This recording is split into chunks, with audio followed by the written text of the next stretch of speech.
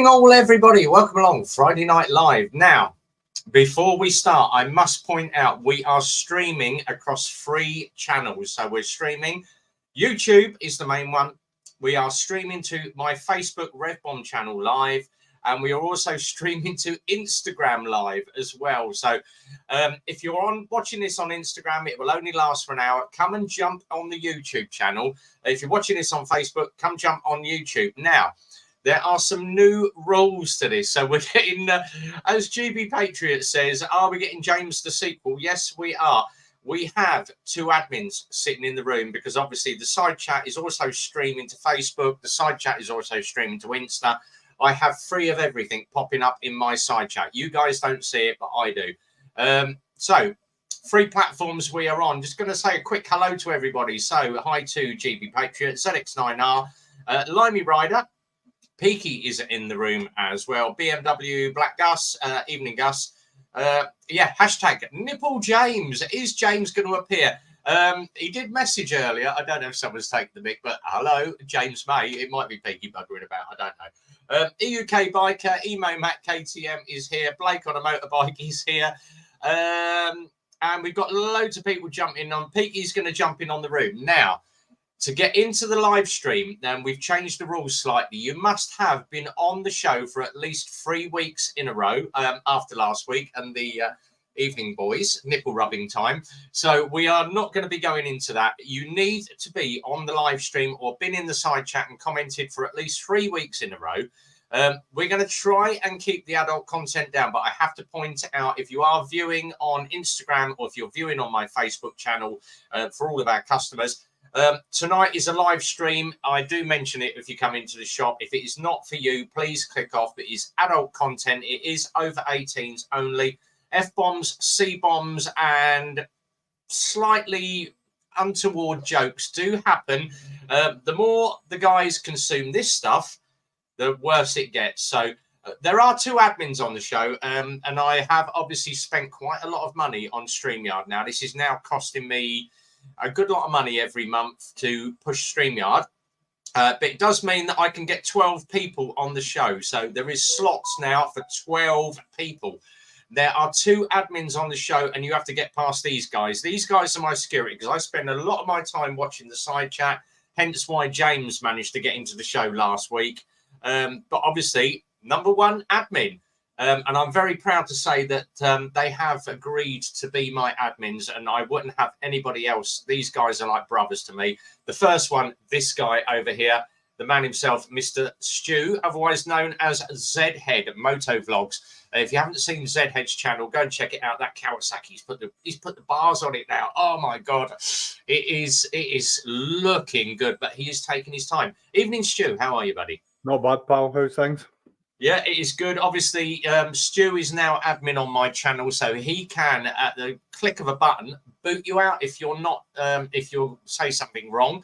And obviously, we've got Peaky as well, who is going to be the second admin. So Emo Matt is here. Blake's Pipes, let's do this. I tend to scroll the side chat, so I tend to... EUK, surprised you're not doing a Twitch stream. We will get round to that. Peaky is here. Bloke on a motorbike. Yeah, of course. Hell's on 2 wheels. Oh, my God. If you want to see a channel, Hell's on 2 wheels, go and check out him on YouTube. But Hell's on 2 wheels is the man. He knows. If you want to talk Harley Davidsons, and he's the bugger that got me to buy a bloody Harley. I got so into the bikes that, yeah, definitely. The other admin is this guy down here. The one and only Mr. P. Biker. How you doing, Walker? You're right. Yeah, you've got to get past these 2 to get in on the stream tonight. So unless you've been in for absolutely ages, yeah, doing good, mate. Doing good.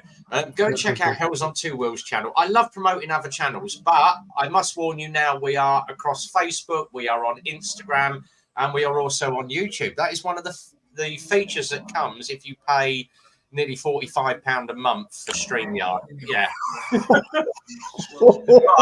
It also makes these 2 guys the admin, so it keeps the channel sweet. And it also means that I'm trying to find a way, because I did speak to StreamYard. I said, right, I've got these guys on my admin. Does it mean that they can stream 12 channels? No, unfortunately, they have to subscribe to it as well. Are you? Yeah, unfortunately, but it just means that we can push the live Friday night live stream. Caslo is in the evening, boys and girls. Before we start, I'm just going to bring in another guy down the bottom, one and only, another scaly back. It's the Limey Rider. Evening, buddy. Right, Kazumoto. So if you didn't know, I'm doing these coasters. Kazo, the full 20 have been done. They are coming out. I'm waiting to send shed loads of parcels out. Oh, I love this. Guess who's popped in on the live stream, boys? James. Yes. Oh, Jesus. Right, yeah. We might do a quick 20 seconds of him, but yeah, we might. Stuart and Peaky, you can actually see that down the bottom if you're in the. Yeah. But anyway, Kazumoto, the coasters have all been done. They're all ready to go out. You've got 20 of them, buddy. So I'll get them shipped out to you tomorrow. My mum is going to be doing my postage, so enjoy them. Yeah. UK says 45 a month. It's mental for stream. It's all worth it. So yeah. These gatekeepers, I'm confused if a troublemaker's been kicked out or let in. I don't know. We might let some in. We might. Right. I'm going to do a quick little bit on for you boys. Sitting down the bottom, and you know darn well it's a troll because the video's just looped itself as well. Yeah, I just saw that. Yeah, it's a video loop. But guess what, boys? Very quickly, mute the mic. Look who's down there! Yay! Playing with his hair. Right, that's all you get.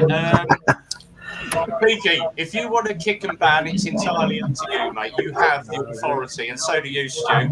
Yeah, he's There gone. we go. He's gone. Yeah, that is why these two boys are here. These are my bodyguards. So, yeah, we've got the authority now to kick and ban from studio. Once you're banned, you can't get back in. But anyway, Limey, how you doing, mate? Yeah, I'm all right, mate. How are you? Yeah, good. I'm off that dog needs oxygen. I know. You must be scoring right on your mic, mate. Stu, Yeah. go on to the private chat a minute, mate. Yeah. Oh, I can't see anything. Yeah. Yeah, he's in there as well. Yo.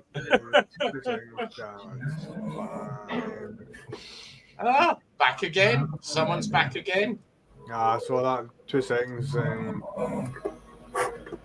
There we go. Have I got to activate something, have I? Or no? Or did yours just come automatically, Zed? No, did you not get the code? Did you get? Because like, see, last week, Rev Check sent. oh, he's back again. There we go. We've got another one, Stu. That's yours, mate. Right, Just so, ban. Just ban. Aye. Let me have a look. Check your emails, Peaky, because you should have had a code that makes you an admin. So Peaky and Stu, yeah. Carl's just said Peaky and Stu on admin. What could possibly go wrong? If you happen to swear, we'll let you in. If you happen to be a bit of a spammer or a troller, then these boys are here to kick you. Blake's pipe, is someone on TV? It's me. Hold on.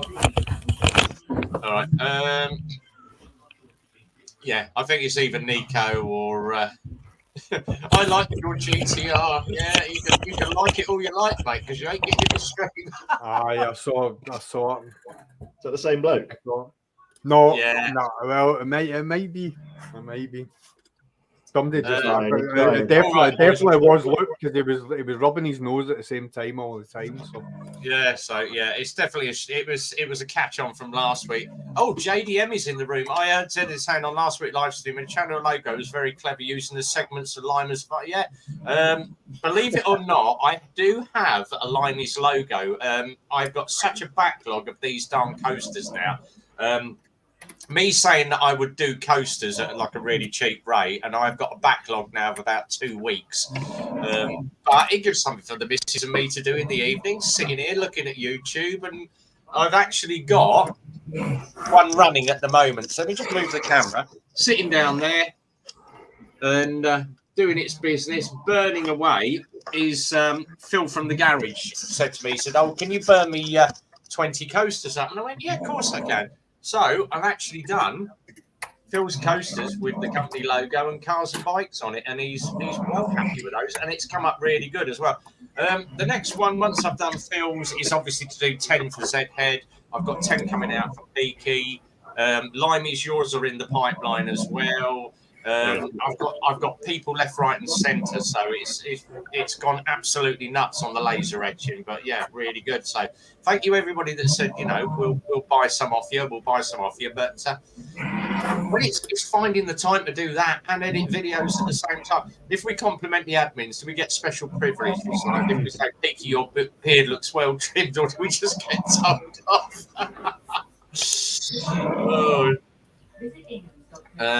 Here at iPad is here.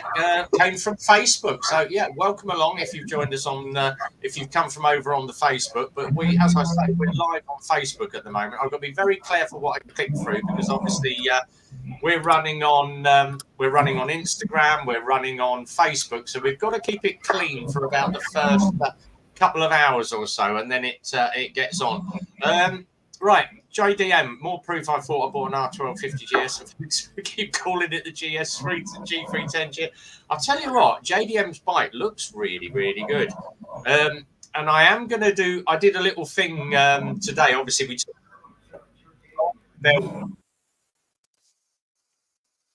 that's because I clicked on YouTube. My fault. Sorry, guys. But the Instagram, everything's all running. Peaky's just disappeared as well. Don't know where he's gone. Here he is. He's back. Right, let's get him back on. Yeah, he's back. Right. I can fucking see it now. Where's We're streaming across Facebook. We are streaming across Instagram, and we are on YouTube at the same time. So, for those of you who don't come into the stream very often, or if you happen to be a customer of the garage, be aware. Down the bottom, there is a disclaimer. Friday Night Live is very different from what I do on my ride test. So, it is an over 18s disclaimer. It is not for children. There are adult jokes, C-bombs, F-bombs, a lot of bad language on a Friday night live stream. So if it really is not for you, please click that red X in the corner. Go and watch Neighbours or Home and Away or something else. But Friday night live stream is about all these guys getting together, having a good chat. And obviously, Zedhead's been around for ages. So has Peaky. Lime is a new additive to the channel, and we're very welcome to have him in. He's a really nice guy. He's got some good stuff. We're waiting for GB.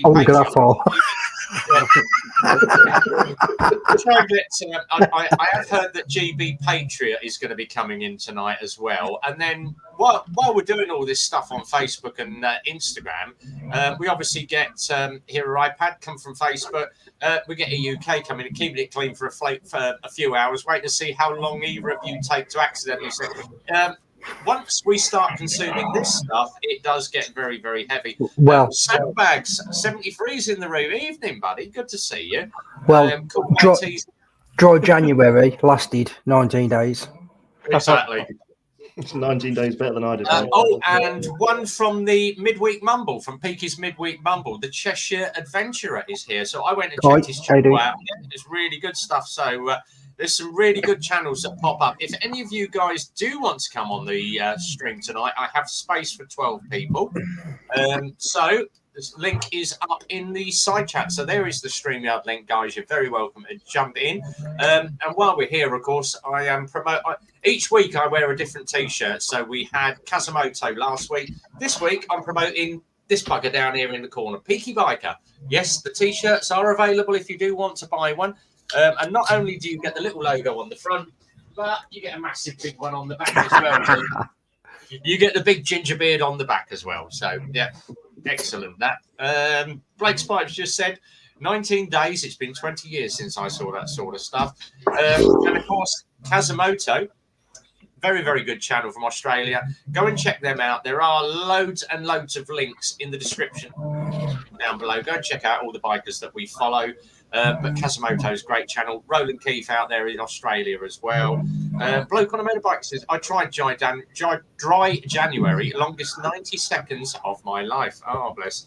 As I said, Peaky shirts are awesome. Yes, they are. Thank you. Yeah. I am waiting on the new supply of the Rev Bomb t-shirts because obviously it's got my logo on the front and on the back it's got Grip It, Twist It and Rev Bomb. And I was trying to explain to someone what a Rev Bomb was, and I said to him, it's basically you do that. And he went, oh, do you grip it, twist it and Rev Bomb? And I went, I'm nicking that idea for the back of my t-shirt. Copyright. Nice.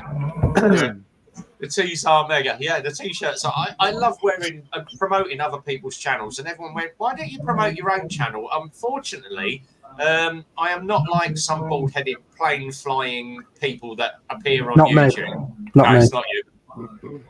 So it's not into self-promotion. This is about a channel where we're all brothers and sisters in here. We're all fellow bike riders.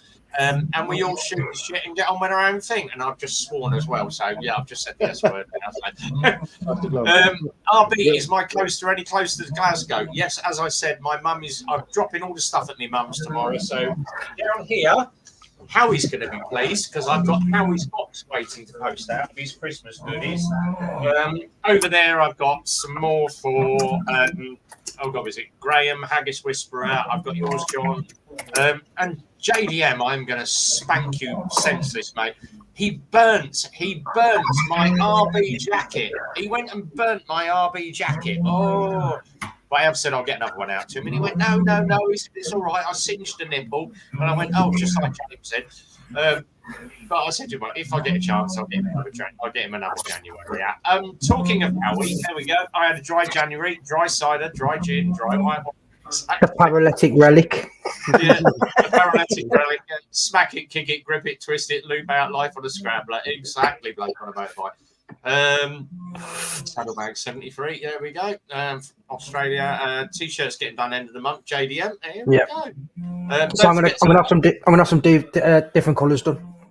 So when I sent mine up to JDM, he was like, "I don't really wear black," and I was, just like, you don't fucking tell me that, did you? Oh, you didn't tell me that, did you? You know what I mean? So it's I was just like, I'm having some different colours done. I think I'm going to go for like a baby blue, a proper. That'd be nice. Baby blue colour. That'd be nice. Yeah. So I think you just want to be different. Zed's ones are going to be a lime green because everyone's got to do a bit of lime green. I hope so. Oh, brilliant. But anyway, it's enough of me chatting. Stu, how's the ZX9R going? It's going well. Pushed it quite a good distance into the build now. So basically, over the weekend, I'm going to get the cables and all that, throttle cables. They're all stripped back off the bike and basically clean, lubricated, and set back up again, as well as the choke cable and whatever. So once I get all that done, I can then put the oil in the forks, then put the wheel on. And once I've got the front end basically back on the ground, because the bike's up in axle stands just now, once I get the front end on the ground, I can then take the rear swing arm off, because I'm going to be swapping that out. So the other one's already painted. So the build will start like accelerating now. So the front end getting finished, that will happen this weekend. Next weekend will be the rear swing arm. Then hopefully the following weekend it will be my clutch cover. I'm dropping the oil, new filter, clutch covers getting changed with a new gasket at the same time as well. And then I can start bolting panels onto it, which is always good. Excellent.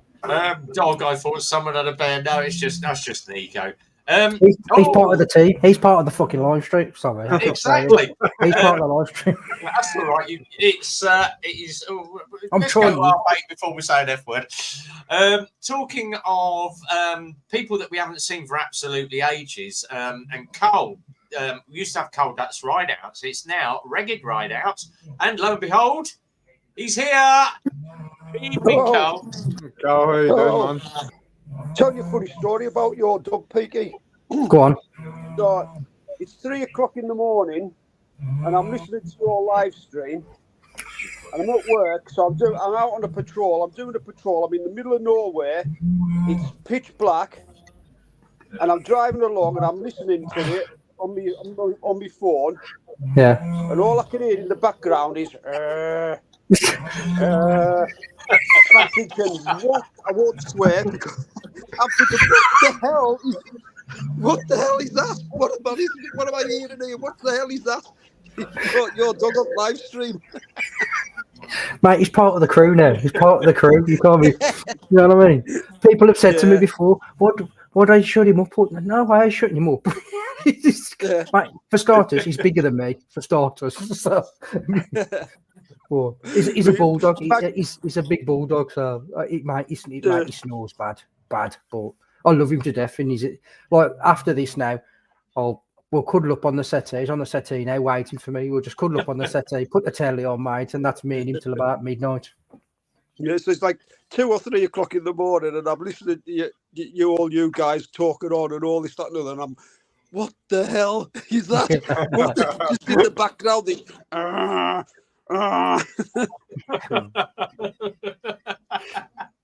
Honestly, we can hear him downstairs. Honestly, we can hear him downstairs. Blake's has said like owner, like dog, yeah. Oh, God. Right. How's it going with everyone? Yeah, we're good. All right, it took me a while to realise who it was when you were commenting on some of my videos. I was like, who the fuck is this man? I've never heard of him. What did I spoke to Rev? Yeah. Well, we're doing so far so well. We're still in the green. Oh, there we go. That's not so bad. That's all right. That's all right. So, if your dog goes down the river and catches a salmon in its paws, you've likely got a bear. Exactly. mate, he wouldn't go down the river. Mate, he don't like water. He's shit scared of it. Yeah, same as our one. Yeah, he hates water. Mate, he's all right, but when I put him in the bath to shower him in the bath, when he's in, he's sound. Getting him in and getting him out. Yeah. Once he's in, he loves it. He won't get out once he's in. Well, and then I have to get the air dryer on him. I've got like a dog air dryer that I dry my bike off with once in a while when I do wash my bike.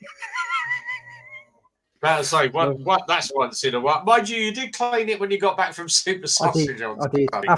After with my bike, I dirty shamed it. I pressure washed it.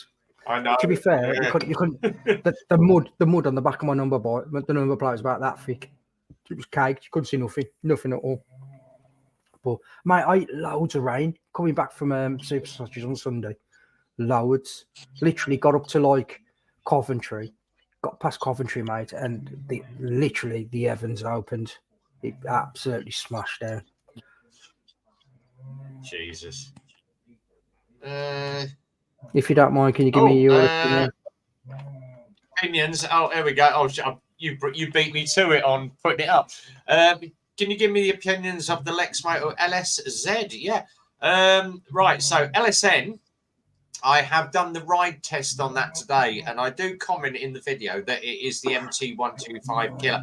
I got slated because I said that LSN, it's identical in looks to the MT125, and it's a great little bike. It's Aprilia-based engine. Yes, it is a copy. It's a copy of the Aprilia engine, but I picked one fault. The dipstick is right on the front left-hand side of the engine, an absolute pig to get in and try and turn a tiny little dipstick.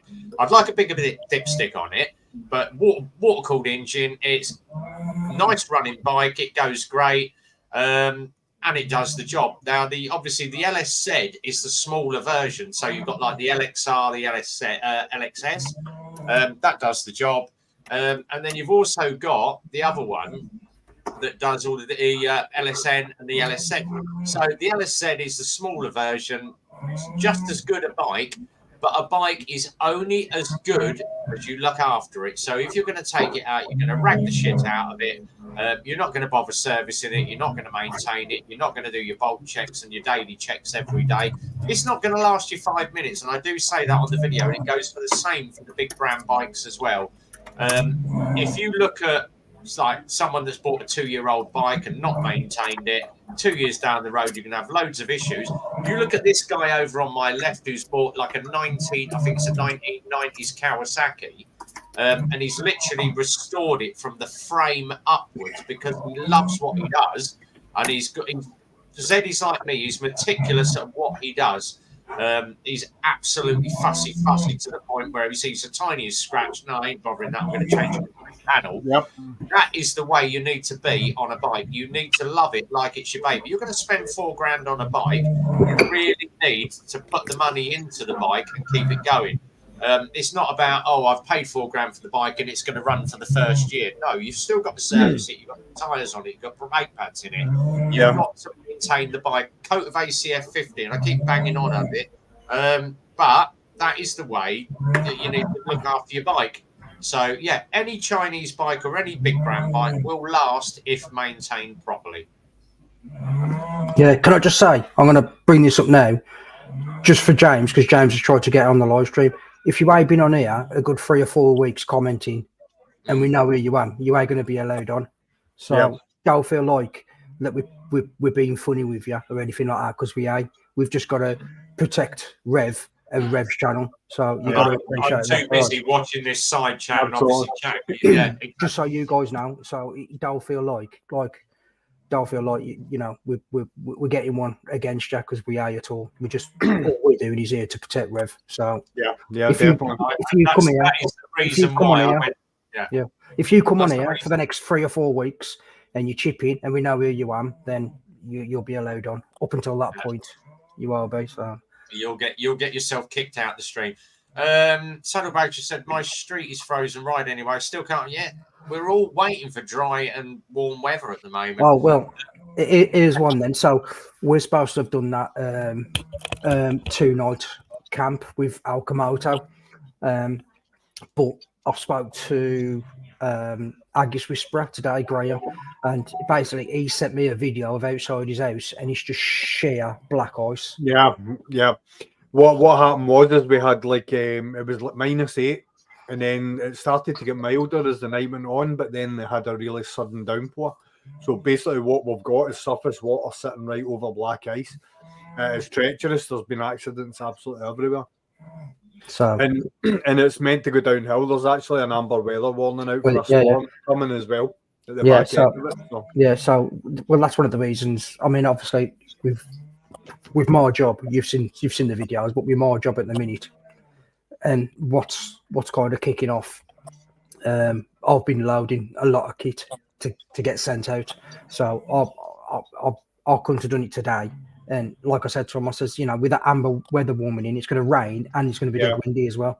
I says, the one thing you don't want to do, and Limey will agree with you, is try and sort your admin out when you're wet, trying to put a tent up when you're wet, trying to get your DOS bag out when it's wet.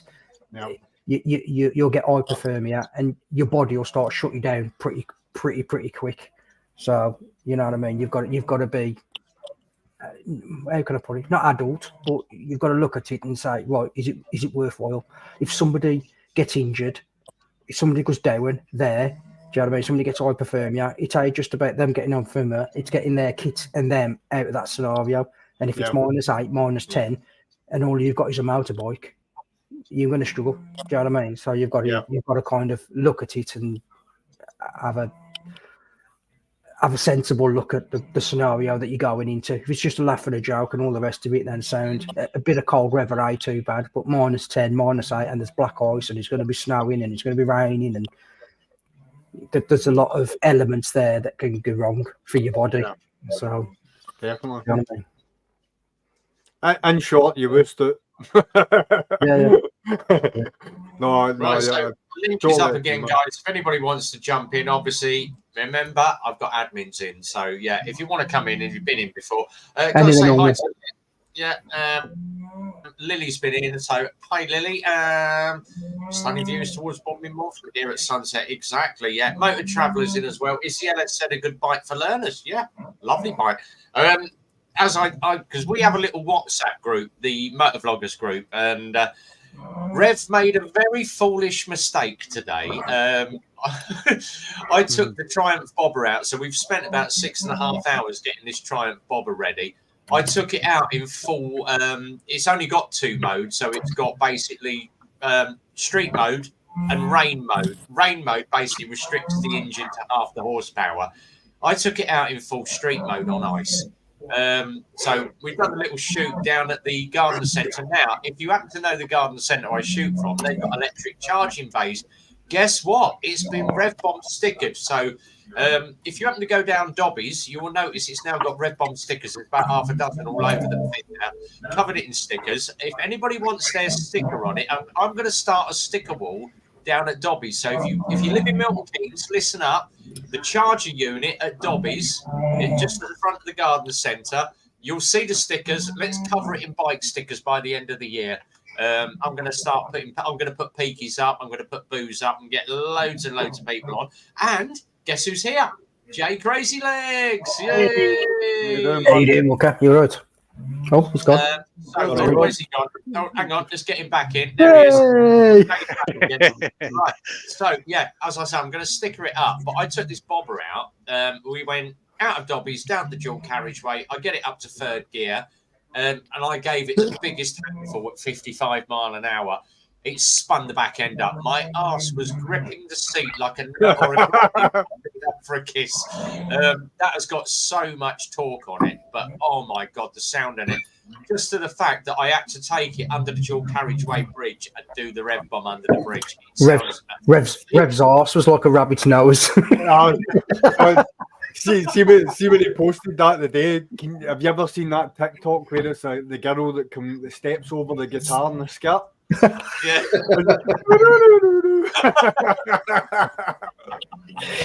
It was good though. It was good. Okay. So anyway, GB said, "What's the Hero Maverick like?" The WK Maverick is a pretty nice bike. I have not seen the Hero Maverick. Thanks for the advice. I do love bikes. Spin around fine. Man, use it for promoting. Yeah, it's a good little bike. JDM, talking to camping out in Baltic. What's military's other channel, mate? He's got World War Diggers, which is a very good channel. But I don't know what his other one is. He did tell it to me last week. Bloke on a motorbike. I was in MK just before Christmas. Managed to find a canal side coffee, but I know it. I know it well.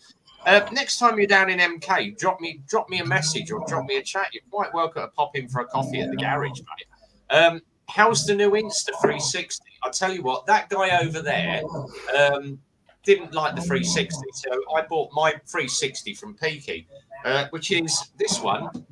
Oh, hang on, sitting there charging up at the moment. So I've got the small rig cage on it. I've got my Rode mics and an Insta mic connector sitting on the side that I currently have the USB plugged into. But the footage of it is brilliant. Sitting over the back there, and it's not moved for the last week and a half. If anybody wants to buy a GoPro 10 Hero, 2 SD cards, 8 batteries. So I've got 6 standard ones, 2 heavy duty ones, 250 for the lot. I've gone right off a GoPro now. Yeah, Rev, I'm a bit fearful that if I do buy it from you, it'll be a smoke detector that turns up. I tell you what, you can probably use it as a smoke detector. Yeah, the thing is, it's no good as a camera. There's the crash helmet. New chin mount screwed on for the 2nd time. It's so heavy and so weighty, it just literally rips the chin mount off when it gets wet. Insta, clamp it on the bars, job done. World War Diggers channel, he's got another one going, and the best bit is I haven't got to watch the side chat because these 2 boys over here can do the admin for me. They get to put up all the side chat comments, so we get to chat out the private chat. And we have a little private room sitting in the side which we call the green room, so me, Peaky and Zed can actually chat in the private room. So we can basically slagging you all off. Yeah, slagging you all off. Yeah. Oh, Nitro Rory this is another channel. Rory obviously pops in every now and then. If you're into 50 cc's or the really small bikes, especially 2 strokes, all the little 50s, Rory does so much stuff. He knows his bikes inside and out. He's a very clever guy. So go and check out Nitro Rory's channel. Very, very good. There we go. Military biker, veteran truck adventures. There we go. Veteran truck adventures. That was it. I couldn't remember the name of it. I'll give you 50p for the GoPro. You might overpaying there, GB. You might overpaying. You're overpaying, mate. You're overpaying. I'll go to 75. When it starts freezing up and cutting the audio and losing files and all the rest of it. I've got some cute assistants, says Leanne. Thank you very much. I've managed to fix my drift camera. It broke, and all it did was ram a nail in the reset button, fixed it. Yeah, the drift cameras, you can't break a drift camera. If you want to see an action cam being tested to its full capability, go and look at Zed checking out a B&M action camera. Yeah, quality review. Quality review. Quality review. Really good review. Even the bit where he puts the hammer through it. Really good. Nitro's just said, I've just bought a Cypher. Oh, I tell you what, Nitro. If you've bought a Cypher, I am on Facebook page, the Cypher Owners Group. I am the senior admin on that. Because the guy, Akbar Khan, gave up the channel and passed it to me. His friend took one out to, I think it was California. They upgraded the controller. They upgraded the battery power on it. And the guy got caught doing, I think it was 80 something mile an hour, 70, 80 mile an hour on the California freeway on a 50cc equivalent, and it's electric. The police pulled him over and said, what is it? He said, it's a 50cc electric bike. It's the equivalent of 50cc petrol. And it goes that fast? Well, you do realise, buddy, you were like over the speed limit by miles. Yeah, well, just take it home and park it up. They let him off because they'd never seen an Lexmoto Cypher in America going that fast, an electric bike, because it's basically the size of a Honda Grom. And this guy's doing like flying down the freeway, just overtaking cars and filtering between them. And it's like, well, okay, you crack on. There we go. There we go. I'll give you a bag of beef monster munch for Yorkie bar. Do you remember the spicy tomato monster munch? Oh God, they were good. Weren't they? Oh, it's like tiny. See the wee Tang- ball, tang- tangy tomato. Oh, tangy toms. Oh. I was the fucking I were more of a pickled onion one. I like the pickled onion flavour. No, Dirty see like bastard. a good packet of pickled onion. Yeah. See like That's great for a Cypher, yeah. Sometimes if I get cheese sandwiches, that's what I'll do. Packet of pickled onion on the cheese sandwiches. Oh yeah. Rev, going back to that Lexmoto talk you was on about earlier, my missus wants to go look at an LXR at some point this weekend. I know I looked at your review today to show her. I noticed you said that the seat is quite high. How high are we talking? We're talking 820 millimeters on the LXR. So I've got a 32 inside leg. So I'm only 5'10", but I've got really long legs. So I've got 32 inside leg. My missus checked it with a tape measure. But on the LXR, I am surely needed to measure the 30 inches. It's only 23. I'll tell you what, mate, in this cold, it looks like a stubby screwdriver. But yeah, seriously, 32-inch leg. I am straight-legged on an LXR. If you sit on the LXS, it's 790. So there's an inch and a half difference on the LXS. So I can sit on the LXS, but I find myself cramped. The LXR I can ride fine. LXS, I struggle to get my knees tucked up under the tank. So as I always say to people, go and everybody looks at a bike and goes, "Oh, that is beautiful." We did the motorcycle world on Wednesday, and I was looking at that V4S, and it was like 52 grand.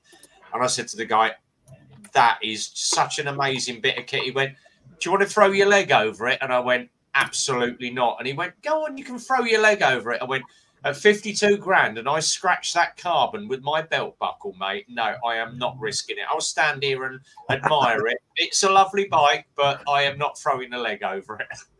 But I would grab that bike with an absolute, literally in a flash. See when we were at the bike show, the Norton Commando, the limited edition. Yeah. Oh yeah, that was special. that was special. I would pay the money for that because that's a bike that. But I didn't realise on the really expensive ones they do like the Aston Martin. It's got the mechanic's name on the badge at the front. All right, got you. So on the manufacturer's plate. Yeah. So I know. all the names are in there as well. So it's like really good. I was like, I would pay if I had the money, I would pay 52 grand for that Norton. Because everything is all hand built, and you know they're gonna be through that with micrometers and verniers. Do you think they'll try and get back into the racing scene, or do you think that's too soon after what happened? I think give it another year, 2 years. I think Norton are going to start 5 years. 5 years, because don't forget they've already got the bike that does the TT. Mm-hmm. So they've already got the blueprint of the engine already. Yeah. So obviously all them do now, and I know because I know somebody who works at Norton. They're already doing bulk buying parts and making parts for. Yeah. I think they're going into World Superbikes first, and then they're going to work from there. World Superbikes first. I think they're going to have the seasons there. I think it was British Superbikes. Sorry, go on. Sorry. I think it was absolutely horrendous what happened. And it was just the guy was an egomaniac, and that was it. For him to actually start using the pension money and stuff like that to sort of run the company was unbelievable. Yeah. Yeah. And to do it to such an iconic brand, it was sacrilege, to be quite honest. I'm glad that they're starting to find their feet, and that Norton Commando that really swung it for me at the bike show. I thought that was stunning. Yeah. Stunning. The amount of tech that was on what looked like a custom cafe cruiser. It was perfect. That front end with like the V. It looked like a rear swing arm on the front, like a shortened rear swing arm at the front. It was beautiful, just very well designed, and the best of kit on it as well, But it didn't look as if it had the kit on it. For those of you that asked, really, 52 grand. So hopefully it picks up on that. There we go. 51,999 for the V4S. Yeah, so 52 grand, but the whole bike is literally pure carbon. Yeah, it is nice. It is a very nice bike. I don't think I'd take it out of the garage for that price. See the one that got me at the bike show was when I sat on the Ninja H2 SX. Oh yeah. What was the one where you sat on with all the panniers and everything? Yeah, is it the SE H2 SE? The SE, with all the panniers and everything. Yep. Mate, that was when we stood next to that, and I said to you, I said if I was going to get rid of my BM, I'd give it something like that because that was amazing. It looked beautiful. It looked comfortable. It felt comfortable sitting on it. It was just. What number's that? What number's that on your list then, Peaky? Because you said you were going to get a KTM as well. When I win the lottery. When you win the lottery, yeah. Listen, there's never enough bikes out there for the amount that I want to own. Definitely, but no. See, when I sat on that bike, it felt so much like the ZZR 1400. It just felt upgraded. The tank just felt familiar to me. The riding position felt familiar. It was just like, oh man, it's planted a seed. It really has. Yeah. I used to like my Kawasaki, the one I had, these Z1000. Yeah. My balls sat perfectly on the tank. Yeah. It was just perfect. Was it one of them peanut tanks?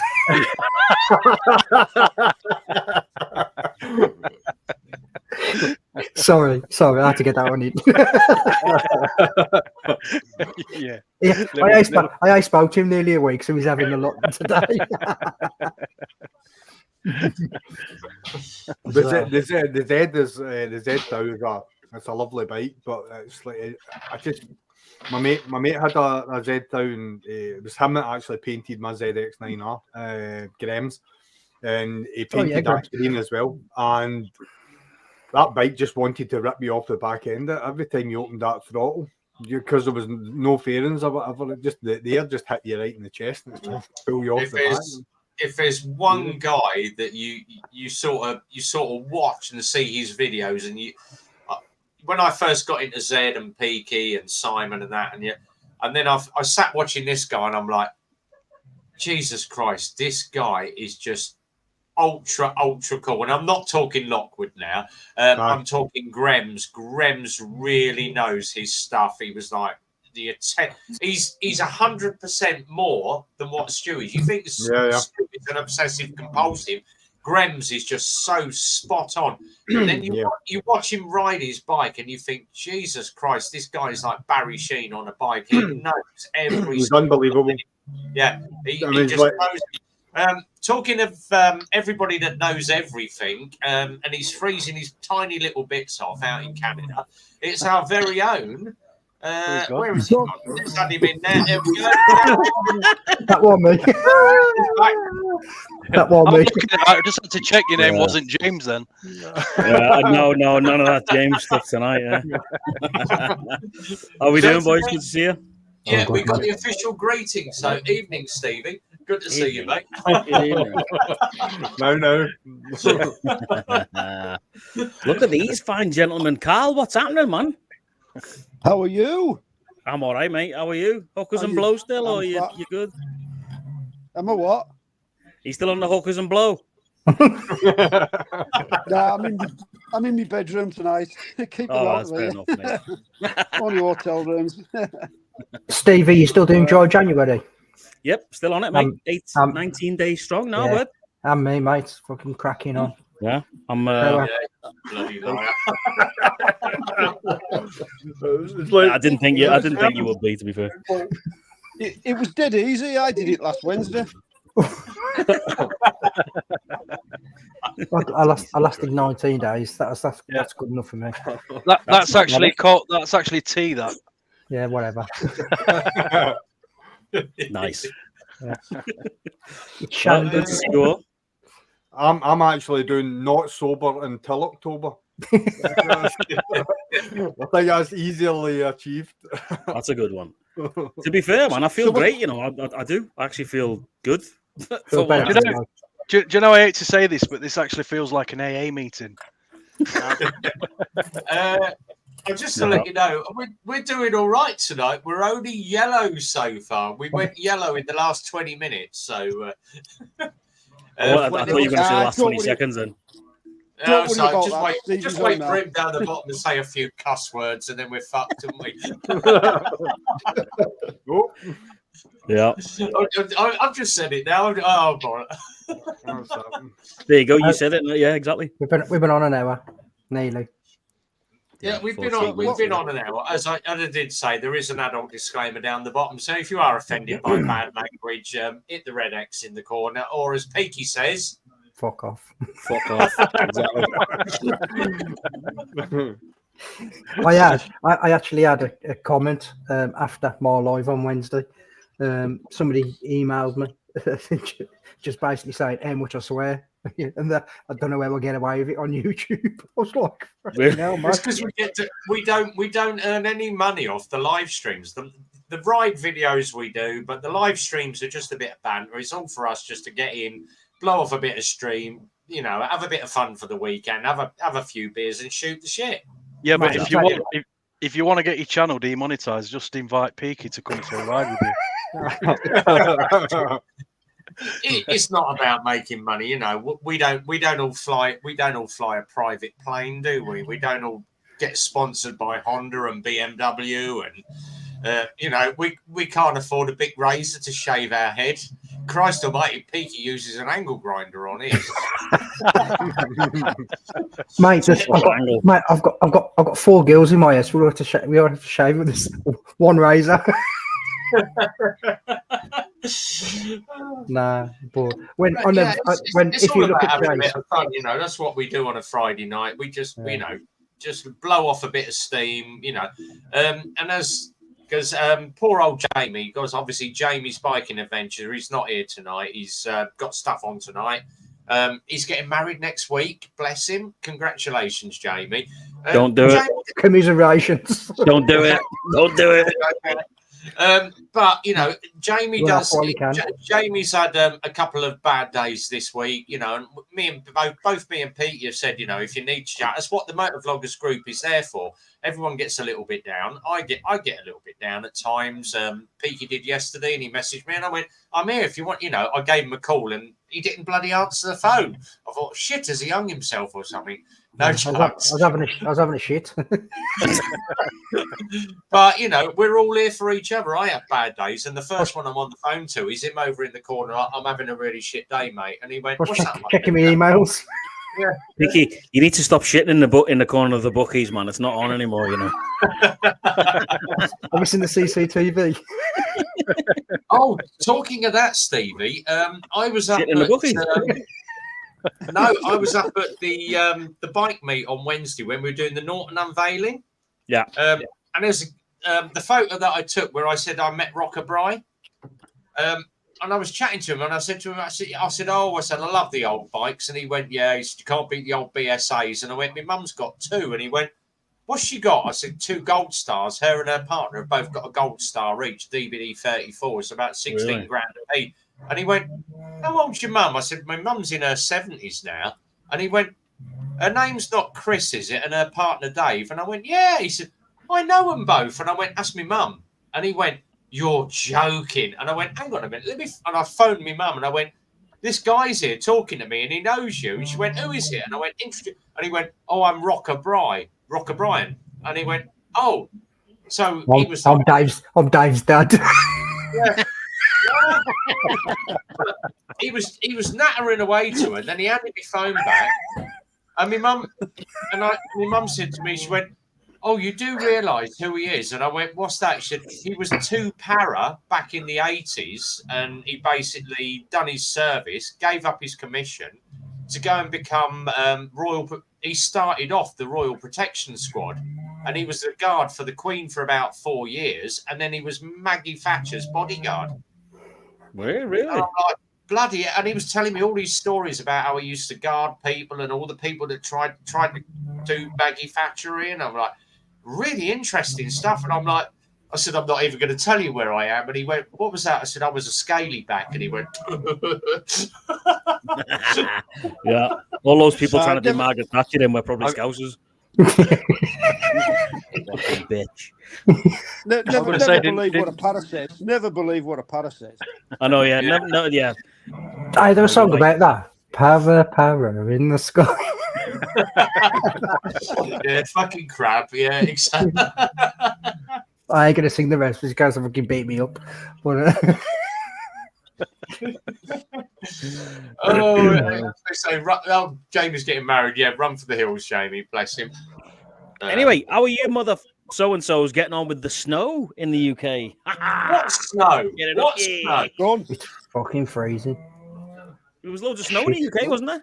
And in the north. I think it's Canadian snow. I think you've sent it over, haven't you? I hope so, mate, because it's good. At least someone needs to get some that I get all the time. So yeah, have it. It has been cold. I'll tell you what, it's been what was it? I think it was -3 in Milton Keynes, but we are 300 foot above Milton Keynes, so we're the highest point in the village. Or in around about the 20-mile radius. And I took a photo of the dash the other day. Are you the only one in the village, are you, Bev? I was the village. Look at that for a bloody I don't know if it's going to even. You can't pick that up. Yeah. What the hell's that? Yeah, that is the dash on my. Hold on, let me see if I can get it. It's his dash on his fucking Atari. There we go.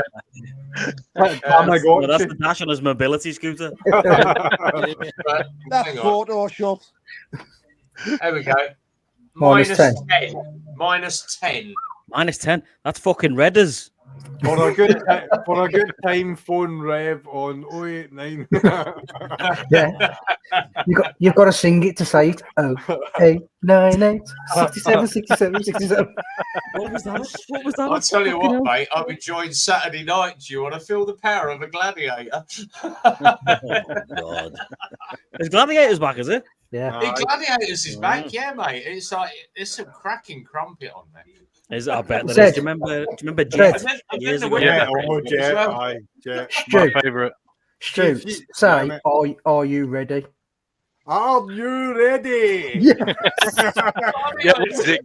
Gladiators ready. Gladiators ready. 3, 2, Have you seen the adult version of that? Glad No, he go on. ate her. No, Jet was definitely. Yeah. If I was to mark her out of 2, I'd give her 1. Mate, she's still a bit of kit now. You know, she's not a honking bit of kit. She is. Have you ever heard the documentary that about the gladiators and that when they went on tour? Yeah, They were all just pure she's mad. banging and getting baby. Yeah, What was it? They just all smashing the shit out of each other. exactly. Oh, It's like an brilliant. exercise to Senelager. It's like what was it? The old Wolf's a right junkie now, isn't he? The old boy from Gladiators. Ah, A right it's junkie now. Pretty sure he was back then, to be fair. Fucking good. It's like In the pink house. Yeah, I want to say everyone he banging was. I think he was in his mid-40s when he was on that one. Yeah. So he must be. Aye. Jet's still hot. Yeah, Diana Udale. She is still Yeah, pretty. she's still I fit. Wolf Yeah. dead. I thought Wolf was dead, wasn't But What? they've got this. No. They've got this new bloke in, and he's meant to be like the equivalent of Wolf, and he's like Chinesey. As Zed says, Chinesium looking. Chinesium. There you go. Look at that. Carl figured it out after about 3 hours. Look. Yay! Oh! Turn it sideways. Magic. Oh, every, How's that? she said Jet sat on my knee once. It's making me feel fucking sick and fucking turning that around. See, I look better this way. Fair enough, lad. If that's how it is, then fair enough. What is that thing on the back of your wall? What are they? Oh, that's the paper from the 1940s, mate. No, don't It's say like that. the bird cages. Up cages. Yeah. All right. I thought those them cages that you put your missus in, took photos and pinned them up. Let's be what's his clear name, here. mate? Carl, See, Peaky's them just Them ripping days, your wall. them days are gone. Them days are well past. Fucking hell. Oh, Jesus H. Christ. I'm admin as well. So what's Yeah, exactly. Yeah. What is the new gladiators' names? Does anyone know? Favourites. Let's have Iron. Beryl and Marjorie and Yeah. Pat Butcher. let's have a look. Gladiators on BBC One and BBC ITV Player. Right, let's have a look at the new Gladiators. It's on BBC One. Yeah. It's on Time. BBC One. Prime Didn't it time. used to be on ITV? Aye. Well, it used to be. Right, here we go. Let's share the screen. Oh god, yeah, you can go and Google all of these. This, if you happen to have the New fans, gladiators, non-binary. if you happen to have the fans page that is pay for, you can go and check these out. There's a couple on there that are on the fans page. I wouldn't know that anyway. So you've got Apollo. So Yeah. right. Yeah. Let's wait for it to come up. Oh god, He's good looking, isn't he? Stream, we're running really slow. So that's Apollo. That's what your missus says, Rev. Just wait for him to come up. If you happen to look, I believe in NFL rugby and all that. Right, let's just roll it to there because it's easier to see. So you've got Diamond is a stunner, mate. Oh, she was on the nipple tickler. Who's that diamond one? Get that up. Fire. Diamond, definitely. Oh, I'll tell you what. Let's have a little bit of Diamond. Yeah, she's probably the best one. Diamond and Sabre are probably the best two. Holy moly! Here we go. When I was show everybody that being unique is my superpower. I certainly wouldn't bring home a broken pay She's packet. To her. 6 foot a bodybuilder, you know. A real nice Jeff. Oh my! The other one, She'd fucking fuck your dick off. She would. Throw and fire, all right. I tell you, Fury's all right. Yeah. She can And squeeze your it out you like a fruit. And your ball sack. That Fury's deaf, ain't she? The Fury one, the Fury girl. Say again? She's deaf. What? Huh? There we go. Saver. Twat. She's deaf. Hey? How is she supposed to wear the fucking whistle and shit? And she's deaf as well, yeah. Got a vibrator. She's standing there Believe it smiling, or not, somebody just runs over Yeah, and they screams for her. point fingers. But the funniest one is, and he reminds me of, I think it's Ula off of 50 First Dates. Oh, aye. Oh, this is my good. It's Viper, and he's meant to be like the equivalent of Wolf. He's got a bit of an attitude to him. He gets himself banned. He looks like the baddie off Karate Kid 3. Yeah, he does. Yeah, Rev, you know when you put the lineup on, Yeah. it looks like a lineup off your Friday night chat. Bring it back up again. Is that fucking Macho Man Randy Savage in the middle at the bottom down there? Randy Savage. Let's It looks like him. Ooh, let's back up a minute.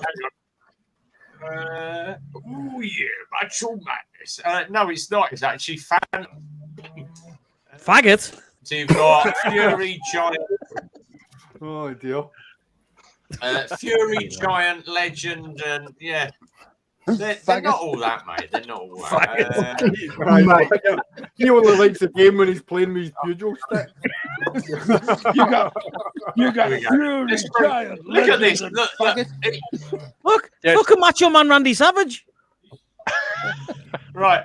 Oh, it's a hood. Toby Alubi. This is my. Yeah, he's wrong, mate. He's black. But yeah, that's fan. Must have That's fucking Phantom. background a little bit later. He's got a good set of guns. But I always said to That's fucking Brumtown Rider, eh? yeah, I said to Peaky, what you ought to get is Brumtown Rider. Yeah. Yeah, get Brumtown Rider on there. Get Brum on it, and he can like. Right, so Stevie, Send. we went down to Super Sausage on Sunday, right? Yeah. I met up with Solo Moto UK. Oh, And there was a fucking hell, the bloke guy there with the with beret. The bloke there with the beret on, mate. Right, I swear to God, he looked like fucking Dick Turpin. Right, his beret was about that big. He looked like a pasty on his head. What? Hang on. Frank Spencer. Two questions, really. One, why the fuck's he wearing a berry? And two, what kind of berry was he wearing? It's just a green, Bonjour. blue beret. A blue beret.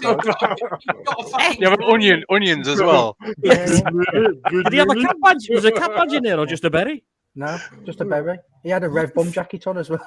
You fuck off.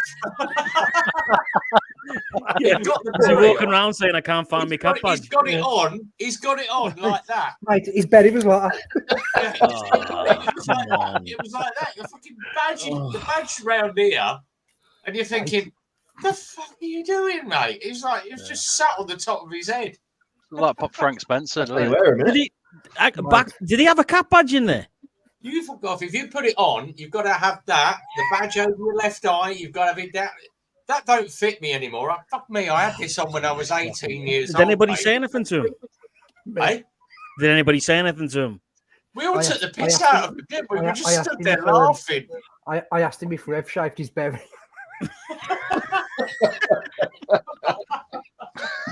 Fucking lizards, man. Do you know what? There's some absolute lizards out there, pure, unadulterated lizardry.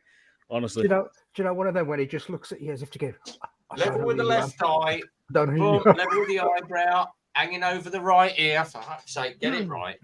what an absolute trumpet!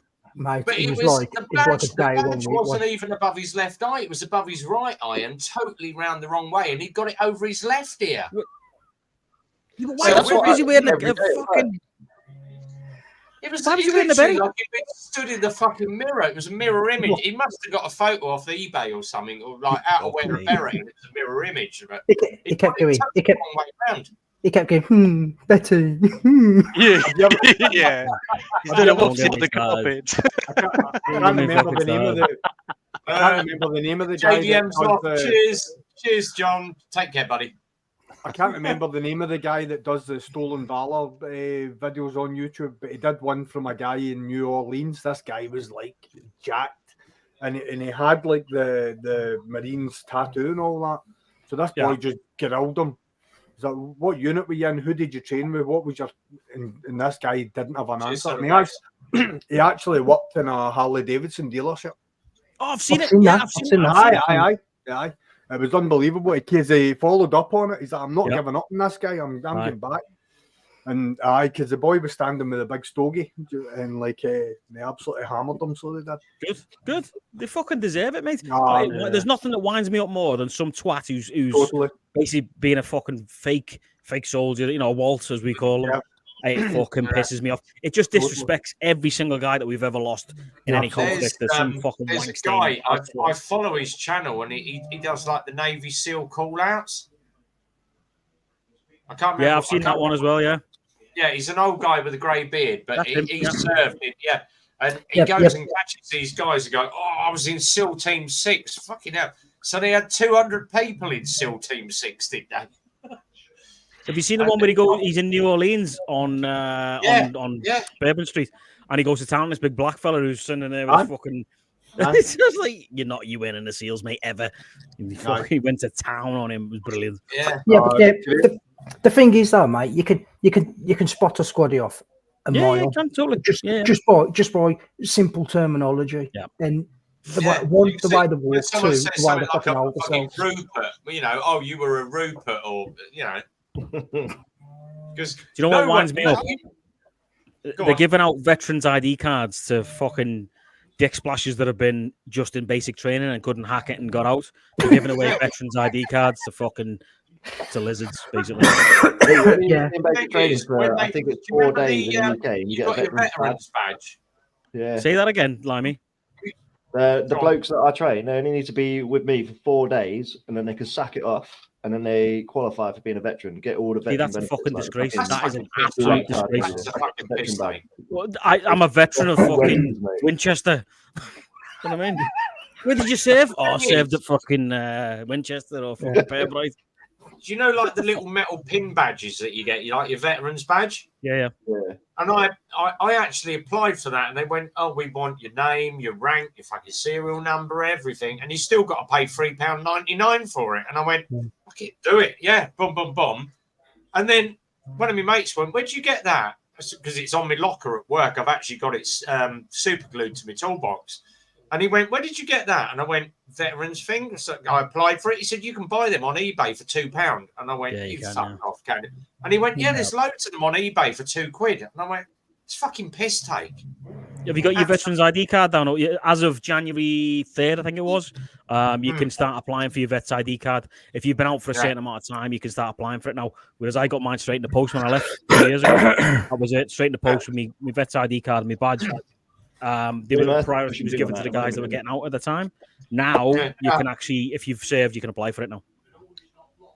If you've served more than fucking 4 days in Pembrose. That guy wearing all the wrong stuff. He's saying, I served in Iraq. Yeah, he's wearing a Falklands badge. Point out. Yeah. Where did you serve? The fucking Dave Lichfield. Because when we said to Rock, when I said to Rock O'Brien, he went, he said, I was out in the Falklands. And I went, all right. I said, so was I at exactly the same time, 82. And he went, yeah. I said, what boat did you come in? And he named the boat. He went, where were you? And I went, sat on the fucking Coventry doing the telecoms. And he went, no, the boat. Yeah. He said, I take it you dealt with the boat that went down. I went, don't even want to go there. I said, that's why I bailed out. Because he went, when did you go in? I said, I was 18 when I went in. And that was like stuff that an 18-year-old didn't want to see. No, exactly. Still happens now, mate. It happened with Iraq and Afghanistan. There's a generation of guys out there now that have, went into join the forces at 18 years old, 17 years old, 16 years old, some of them, and went straight to fucking Afghanistan to fight the Taliban, or went to Iraq to fight whoever, and they are scarred for life. And there's the support that should be coming with it is non-existent. It's fucking terrible. Mate. Do you know where my support is? Over that far side of that screen, mate, Peaky. Yeah, well, there's more support in the peer groups than there is from actual fucking supposed I pick the phone up and I call him. I've only done it, I think, twice now, and it peaks where I've phoned him up and like, I'm having a really bad day, mate. How do I cope with it? And I was like, I'm on the verge of tears here. And he's like, why is that? I sort of just woke up, bad dreams, flashbacks. It's the flashbacks that do it for me. And I only get them once or twice a year, but when they come big time. And it's and you see, go to work. Yeah, I go to work and Phil says to me like, because not you know what I'm like. I'm 200 miles an hour with the fucking mouth. I never shut up. But I'll go in some mornings and Phil says, you're really quiet. You know, why are you so quiet? And I'm just having a bad day, mate. And he went, do you want to talk about it? You wouldn't understand it if I was to tell you about it. See, for me, it's probably the same as Stevie. I'm well, I don't know about lying me, but because he's still serving. But for me, it's certain periods of time, like Christmas. I find Christmas really fucking difficult, and a lot of that is around Remembrance of Christmas. Day. Remembrance Day is basically the build up to it, and then a couple of weeks later you're off for Christmas, so all the beers flowing and all the rest of it, and then you just me as a person, I just find myself like fucking going into that dark fucking place that you don't want to be. Do you know what I mean? So, you know, and it's just particular moments in time, not in time, but throughout the year you have where it kind of manifests quicker than other times for me. There's a couple for me. So like when we got back from Afghan, 2 of our blokes, like after it's probably about 2 years later, but they were struggling, and 2 of them off themselves. So I got like those 2 dates every year that come around where I'm quite dark, and Remembrance Day as well, like you said, is not a great time. Yeah, totally. So I did Remembrance Day this year, and I was the only silly bugger at Super Sausage, pissing down a rain. All right, Vincent turned up, but Vincent's not services, but he did it for his scout group to like remember the fallen. I'm the only one at Super Sausage that turned up that day to ride in the bloody rain, and everyone went, "Yeah, you absolute twat! Why did you do it? You got soaked to the skin. You went home." You know, it's 2 hours, 3 hours maximum of one day a year. And you can't be bothered to go out in the blistering rain and just remember people that gave up to make you great to keep the country going. If you can't be bothered to do that, then you've got no morals at all. You see, Remembrance Day. Go on, Lima. Sorry, I spoke over you. Go on, Lima.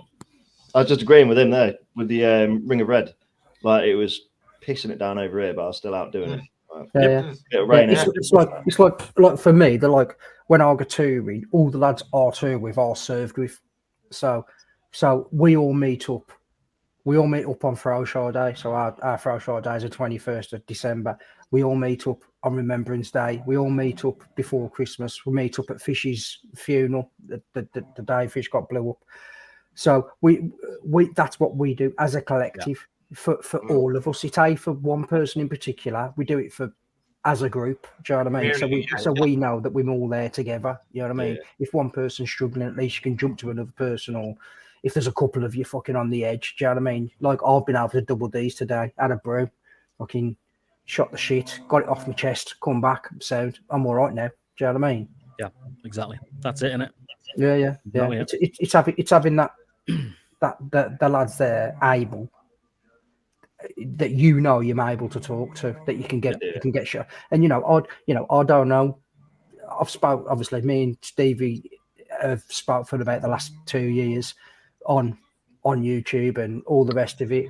But I'll if I see him struggling or I see something on YouTube or Facebook or something like that, I will message him privately and just say, mate, even if you don't take it up, it's just knowing that person's gone, are you all right? I mean, if you need me, I did it to you last night. I'm there if you need me, mate. I'll try calling you, and you're like, no, I'm just having a shit day. It was just one of them. I could feel it building up the beginning of the week. You know what I mean? I could feel it coming down. I get weeks like that, mate. Me and Phil get on pretty darn good all the time, but there are days where I'll turn in, I'm having a really shit day, or he's having a shit day, and me and him will go for each other. But at the end of the day, you deal with it, you move on, and you solve the problems out. It's pointless arguing with each other, but just having that support there for someone to talk to. I'm having a really shit day. Why are you having a shit day? Oh, this has gone wrong. This has gone wrong. Well, can I help you with it? And just talking to someone gets 90% of the burden off your shoulders. And that's and they may come at it from a different angle from the way you're actually looking at it, because sometimes when you're going through situations yourself, you can't see the wood for the trees.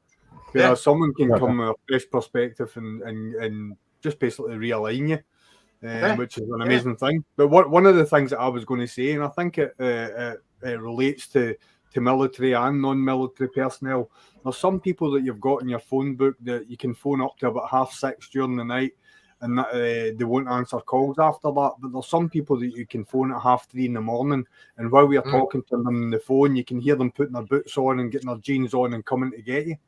Yeah, You know what I mean? And that's right across. That's what good friends are. Do you know what I mean? They'll just drop whatever they're doing. And Stu's another one. Stu's been there for me quite a lot of times where I've said to him, I'm having a really shit time, mate. I would say 90% of the people in this group and in the side chat are people that suffer with PTSD. But as men, we're too ashamed to let it out. And I'm quite open to say that I don't let it out. I bottle it up inside, and you know, Mrs. B, who's sat downstairs probably playing bingo, using my money to play bingo, she'll say, "Oh, you're really quiet today." No, I'm just having a bad day. She's on my OnlyFans channel. She's just made a payment. She's logging into Peaky's Blinder account. Yeah, she'll say to me, you know, "You're right. You know, do you want to talk about it?" No, I'm just having a crap day. And I do keep stuff bottled up, you know, stuff that goes on at the garage where a customer's wound me up or a bike's just not going my way. And I tend not to I tend to be just grumpy guts in the evening or keep quiet. That's how you do it. I mean, I'm the same. I just like, you know, I don't, you sort of bottle it in because you think you can deal with it, but you just go quiet. And that's a way of dealing with it. But obviously, people around you is like, you know, what's up, just because you're quiet. But you think, just let this period pass, and then we'll be all good. We'll be okay. Yeah, I've been like the last 2 weeks. The last 2 weeks. Sorry, mate. This is like the last 2 weeks. It's like I've come home from my work for the last 2 weeks, and my wife's like, "How's work?" "Yep, fine, no bother. As long as I've got a coffee in my hand, I can sit down and nobody speak to me for half an hour, I'll be okay." Yeah. And me turning around to her and saying, "Work is fine." For the last 2 weeks, I don't think work's been anything but chaotic. Do you know what I mean? But it's the way that I have to deal with it, and I will not offload it onto her. Yeah. It's the way it is. It's the way I deal with it. It just consumes you, though, doesn't it? That's the thing. Once it starts creeping in, it's not until it's consumed you and you're well into it that you realise that there's an issue. See, the thing about it is like it's 5 years ago, I was in a position where I'd just taken a promotion, and basically what happened was the manager that I was working with, he was a stress dumper. Basically what happened was he started increasing my workload, and my workload got more and more and more. One, because he knew that I was reliable. Two, that he knew that the work was going to get done. And basically my workload got higher and higher and higher to the point where something had to give, and I stepped away from that position. But now that I'm in the position that I am just now, I know the triggers, I know the process. See with me, I can take stress for about 4 or 5 weeks in a row, but see, once that stress stops, that's when my body comes down, and about a week or maybe 2 weeks later, it'll hit me like a ton of bricks. And I know it's coming, and I can feel it coming, but my wife's more in tune to it now because she knows the way my rhythm, basically, that's, and everyone's got a different rhythm. I think that's a key thing as well. I think what it is like for me, it's probably the same as all of them. What you don't want to do is lean on your missus, because she's got her own shit to deal with the kids and all the rest of it. And you don't want to put your shit on top of her as well, basically.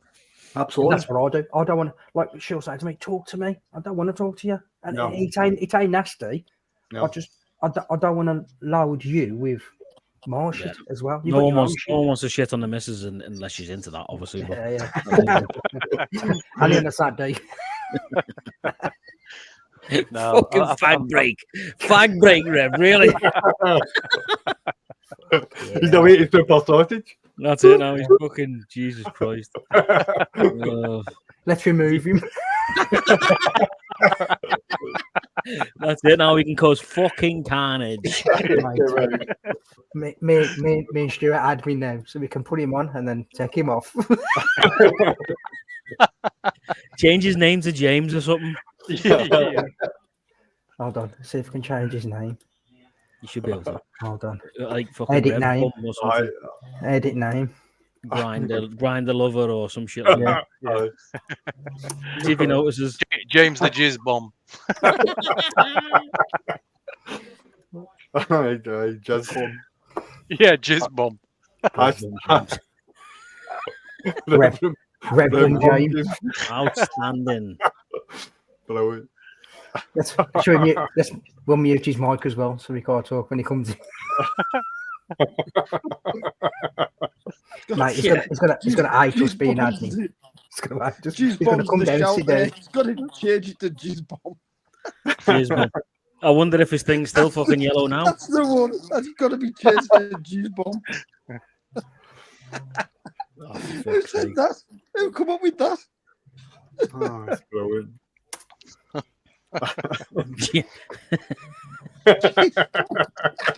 Jizz rag James. See if he notices when he comes in. Oh, let's put him back on, and then when he comes in, Put him back where he was, because he'll notice that he's fucking been moved. Yeah, can probably hear us anyway. nice. Myself back on. What are you fucking doing? Oh, fucking hell. Oh, like take Rev out and then it'll go across. He needs to be in the centre, really, doesn't he? So if I remove him, that's it. Remove Stu, put Stu back in. There we go. Oh fuck! That's better. That's better. There you go. It's like one of them little games, isn't it? You know, them little slidey games. Around. Musical chairs, musical facts. This does my mental health better than talking in his ear. He's only got 13 watches now.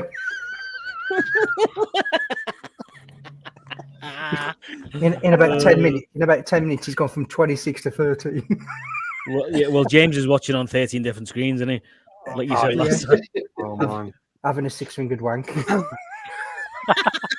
What if you could start having a 3-fingered wank? But see, the thing about it is, see when he come on, it's like when's he going to introduce himself? It's like, oh, Rev must know him because he's brought him on dead. Mate, did you not see me telling him it was a fucking bot? Did you not see me telling him it was like, fucking get rid? Oh man, unbelievable. Oh, fucking brilliant. This is going to be class. He ain't going to notice, is he? He ain't going to notice at all. He might do. Hold on. So if I... So, Stevie, what other upgrades have you got coming on the bike? Just the ones I said last time, mate. The lights for the lowers, and I'm getting a stage 2 done, and the breathers and all sorts of shit for. So have you got performance wise? Have you got to have the ECU done as well? If you have it stage 2, it'll get flashed, mate. Yeah, they'll flash it at the same time. So heads are coming off, and the rocker covers and whatnot are coming off. The breathers are going on top. Complete new stage 2 in there. So cam, everything, chest kit complete. So it's gonna be fucking rapid. So could you have like? Go on, Stu. Sorry, I was going to say, is that like uprated bolts and stuff like that as well? Obviously, handle all of the rods, the piston rods and whatnot. They're all getting changed out. The breathers, the Harley Davidson breathers that are in the top of your rockers, the plastic shit basically. So Fueling sent me their upgraded versions, which is supposed to add about five brake horsepower just off breathers and whatnot into the fucking engine. So with the cam chest kit and all that.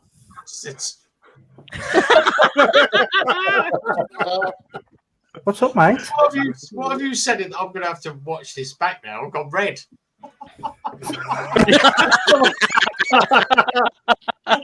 Never said a word. We never said a word. No, not at all. The admins wouldn't let that happen. We've just been talking about Stevie's upgrades on his bike. Harley Davidson must be a dirty word. It is. Yeah, you're right. It is. In some quarters, it actually is. What time did we go red? Hang on, let me have a look at it. Probably when you went for a fag break. probably wouldn't surprise me. Let's have a look. How far are we? I'll tell you what I had on mine, Stevie. I had like a little toggle switch, so I had 2 modes on them. So I had like 2 different maps on them. Yeah, nice. So you had like full beans where you could like pop a fucking wheelie, or you had like a rain. I had like a rain mode. Yeah. On it. So there was 2 completely different maps. But I'm still in tune. Obviously, I've got the Screaming Eagle tuner on there, so they'll tune it using that once it's all in and done. But then I'm going to take it down to a dyno place and get it on the rolling road and get it done properly, because there's only so much that the tuner can do. It's HD, you know what I mean? So if I take it down to actual, somebody who's got a rolling road and tune the bike correctly with a stage 2 on it, everything that's on there and whatnot, it'll go through the roof, mate. So I'm looking forward to it. Like I say, mate, when I had mine done, the lad who did mine, he completely wiped the ECU, so there's nothing on there. So he took off everything. So like he did explain to me, but he says when you pull back, you are getting 100%. Yeah. You might be getting like, I don't know, 70% or 75%. Yeah. He goes, where now I'll give you 4 beans. He went, you could pop a wheelie on this. And I was like, really? He went, yeah. So I was straight away, I was like, let's fucking have a go with that. So I pulled out the workshop. I was like, literally straight up, first, second, third. I was like, fucking wow. So put it down, bossed my mud guard. I was like, fuck's sakes. But I ended up just taking the mud guard off and just not having a mud guard at the front just because I could pop a wheelie. Yeah, man. I'm looking forward to it, mate. Because I mean, don't get me wrong, the bike is fucking rapid already. You know what I mean? It's really good. Tons of power and whatnot. But I'm looking forward to the difference that this is going to make. To be honest, it's not that I ride everywhere, fucking flat out, because that's not the reason. But it's going to make. I don't know if you know this, but on the new M8, a normal Harley would be like like that. The new M8, it kind of runs a little bit faster because of the cam that's in there. So that the cam that's going to go in there, the 472 Reaper cam from fueling, that's going to make it sound like an actual Harley used to, with the boom, boom, boom type of rhythm. So it's going to be good. What's Carl doing? Is he playing fucking hide and seek? What's he doing? I hope that's the moon and not his asshole. I just noticed that James, Jesus Christ, James is back. That's not a nipple, is it? Right, James is playing Ice Boy. No, I think he's just passed out and fell on his back, hasn't he? Definitely. He's fell asleep. I need to keep moving my mouse on Teams. So do you think I'm still at work? There we go, done. Oh man. So you can't beat a Friday night live stream, though, can you? Absolutely not.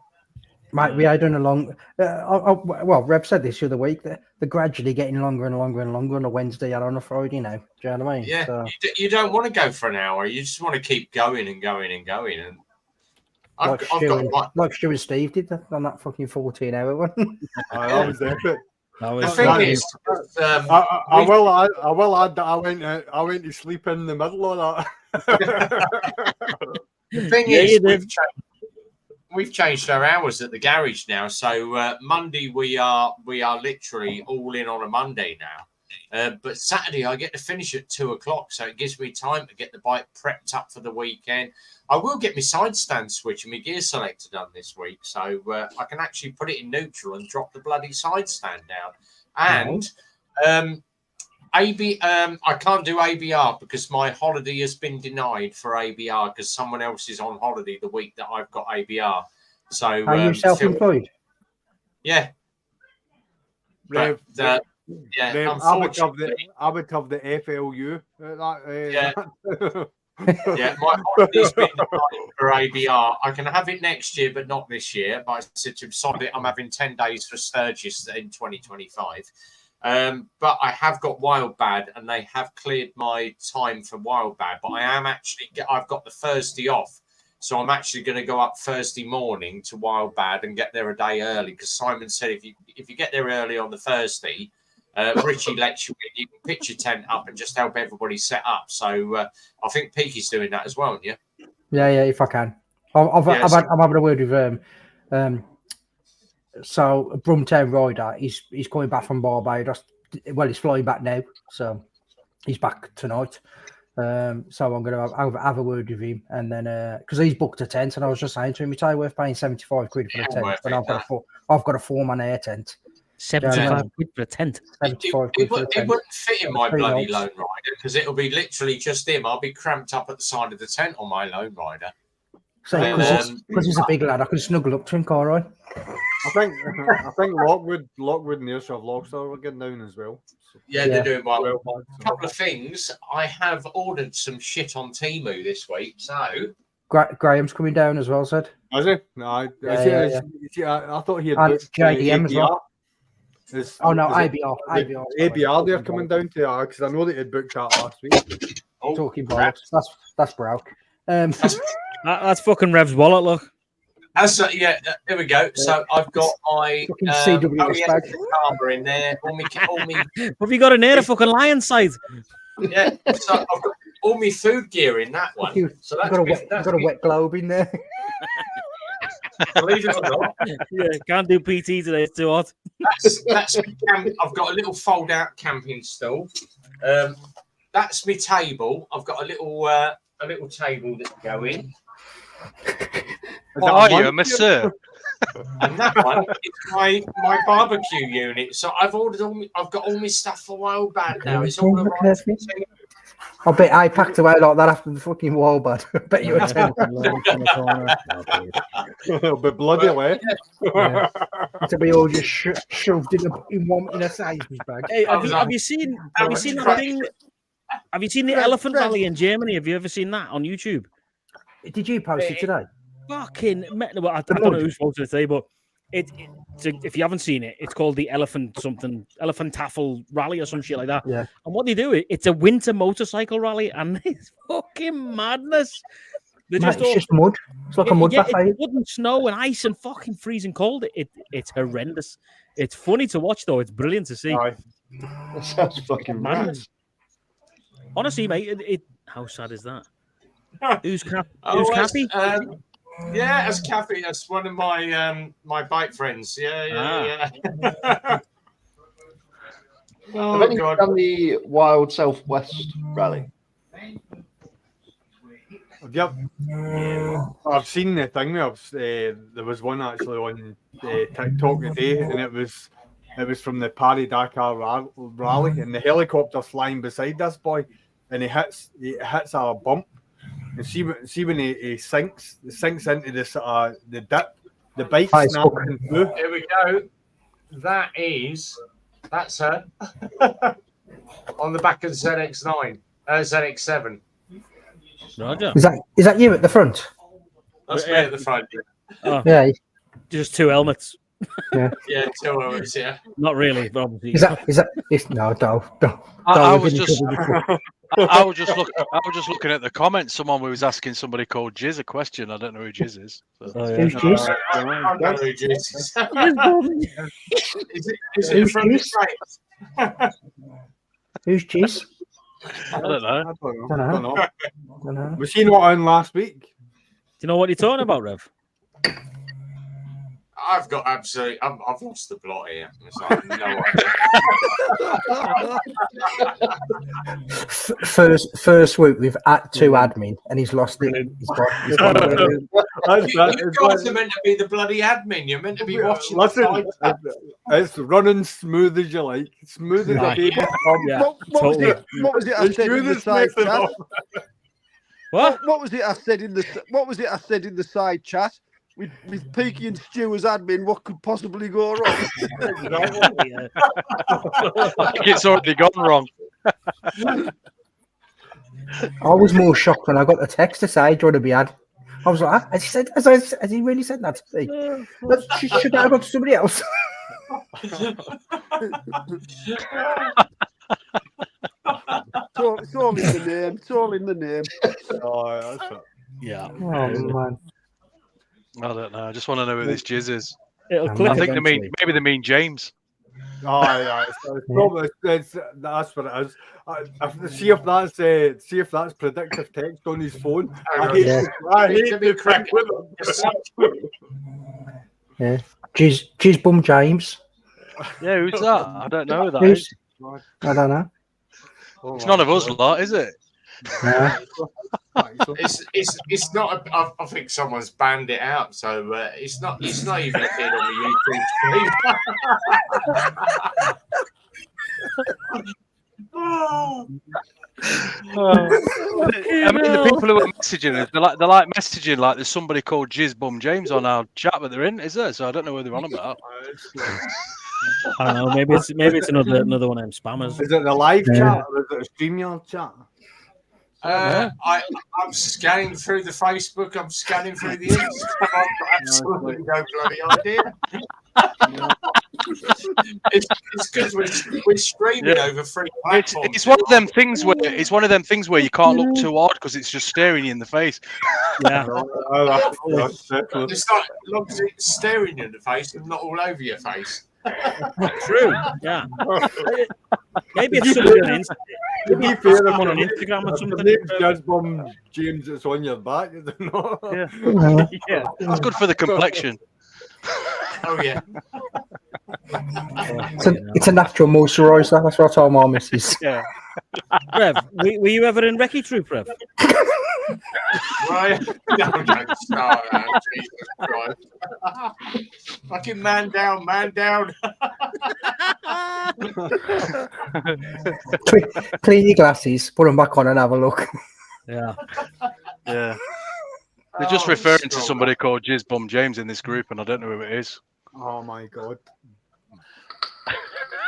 It's not popped up on my StreamYard. That's the thing. It's not popped up on the sidecar. No, it's already on. Fucking hell, this is gold. It's like I'm laughing that hard. I'm getting lightheaded. oh no. Yeah, it's a shame. That's the thing with life, though. So these things stay you in the face, and you can't see them. Yeah, no, Definitely. I mean, you'd think it'd be highlighted. Well, you would, yeah. In green. In green, yeah. Highlighted in red. Jesus Christ. Yeah, well, yeah. You wouldn't think We'll that. get You there wouldn't think. eventually. You wouldn't think the admins would actually have that on their title, would you? No. No, definitely. I've just seen. Oh, you Marcus. Hey! I'm looking at the fucking side chat. It's right on the screen.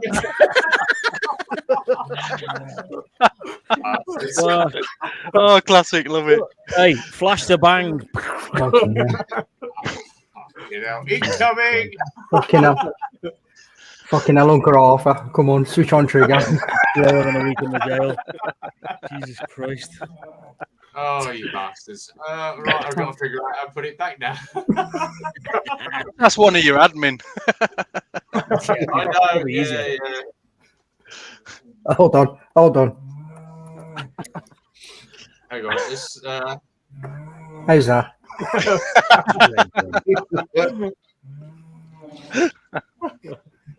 there we go. Peaky lover. Oh, mate. Oh, mate, the last 10 minutes has been my chest 30. I feel like I'm having a heart attack. I'm laughing at That's almost as good as the nipple edition from last week. And Peaky's like, is he watching porn? Oh, dear. Oh, man, that was class. Perception wasn't one of your strong points in the army, mate, was it? 5 and 20 was not a thing. No. I bet it was. Yeah. Definitely 5 and 20 is not going on there. Logistics. Don't put Rev on staggy, Casey. Fuck off. Yeah, exactly. Yeah, how come five enemy came into the camp last night, Rev? Don't know. But Rev, they were all wearing high vis vests. What you up? Yeah, we're polite on it. They didn't notice. Fucking hell. Right, here we go. Everything's sorted out now. Are you squared now, Rev? Are you squared now? Yeah. Red Bob. No, I've got to do the rest of the stream with a heavy French accent. Yeah. I was waiting by the door with the man with the bum. All right, fair enough. Move on. Just carry on, and no one will notice. Yeah. Back in a minute. I'll be back. Carl, if you're gonna die, mate, you do it more quietly. I'm on a live here, mate. So you know when so Rev, when it goes into red, then does it come? Can you get it back out of red or not? No. Fucking no. No. Once it goes red, you're demonetized. You earn no money for that stream. Right. So you just may as well just let it all out then, aren't you? Yeah. At that point, or the whole stream's then shit bust. No, It's basically turned to shit tonight. Yeah. It goes red. Let me just go into my channel content. So for the last 12 weeks, so I am going. So let's go. 12 weeks. That's fucking 3 months. Yeah. Friday night with Rev and Peaky. Yellow. Friday Night Live, red. Friday Night Live, red. Friday Night Live, red. Friday Night Late, yellow. Friday Night Live, the 20-mile-an-hour edition, Welsh edition. That was yellow. Friday Night Late, red. Friday Night Live, the big edition, red. Friday Night Live, wet, green. I actually had a green one because Peaky was away that week. That was like, fuck off. What's yellow? Friday Night Live was green. Was it a wedding? Was it a wedding? Yeah, it's at a wedding. Yeah, Friday Night Live went yellow. Friday Night Live, the Remembrance Edition, that was yellow because someone said the F word in there. Friday Night Live, yellow. Friday Night Live, yellow. The Christmas pre-Christmas edition went red in 1 minute and 20 seconds. That was the classic. I was cussing before we even come on. Red put me on, I was already cussing. I was like, fuck. Friday Night Live, late. That was Christmas week. That was red. Friday Night Live with the picture of my two Harley boys in there. That was a red one. 2024, first one, red. Friday Night Live, the nipple edition, the nipple licking edition, which was last week, went red instantly. Yeah. I normally get 150 to 200 views. The nipple licking edition, 275 views. And tonight, Friday Night Live, red. So we're red again. So it's consistent. What is yellow? Is yellow Consistency. One of the best ever red warnings on YouTube I've ever seen is when Peter gets his paws out. Stevie's wife. That was class, man. Stevie had such a panic he couldn't turn him off quick enough. He was like, oh my god! It was though. It was like a Tesco carrier bag with 2 melons in it. It was fucking horrendous. So can I ask then? So you know if you do a live and you get like content on that makes it go red, when you put it out when it's obviously when the live's passed, can you not re-edit that and take them bits out? You can, I'd end up with like 30 seconds. Good evening, hello.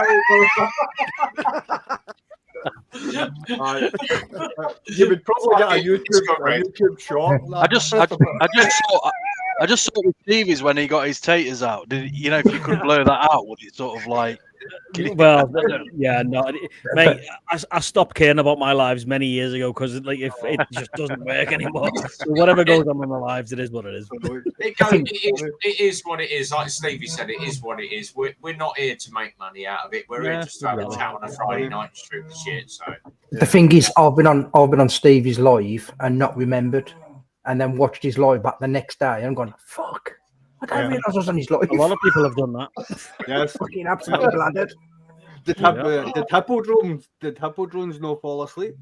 Stevie's normally pissed before he hits the live stream.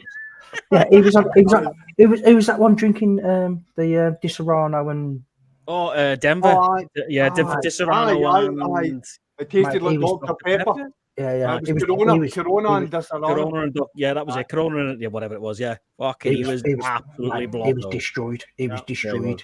And he was, everybody, even the Americans were talking. He was going, I can't understand the fucking word.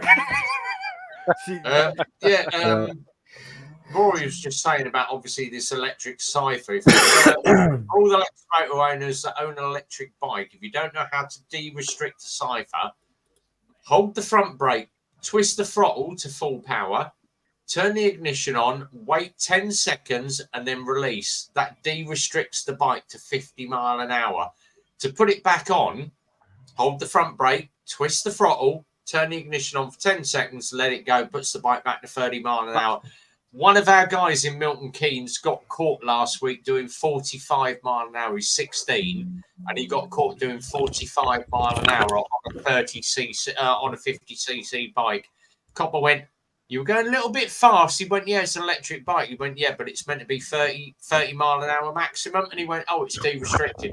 The copper said to him, he went, "Right, do you put the bike back into restricted mode?" And he went, "Oh, I don't know how to." And the copper went up, twisted the throttle, wheeled the brake, and turned it on. He went, "How do you know how to do that?" He said, "I've watched a video on YouTube with Rev Bomb." The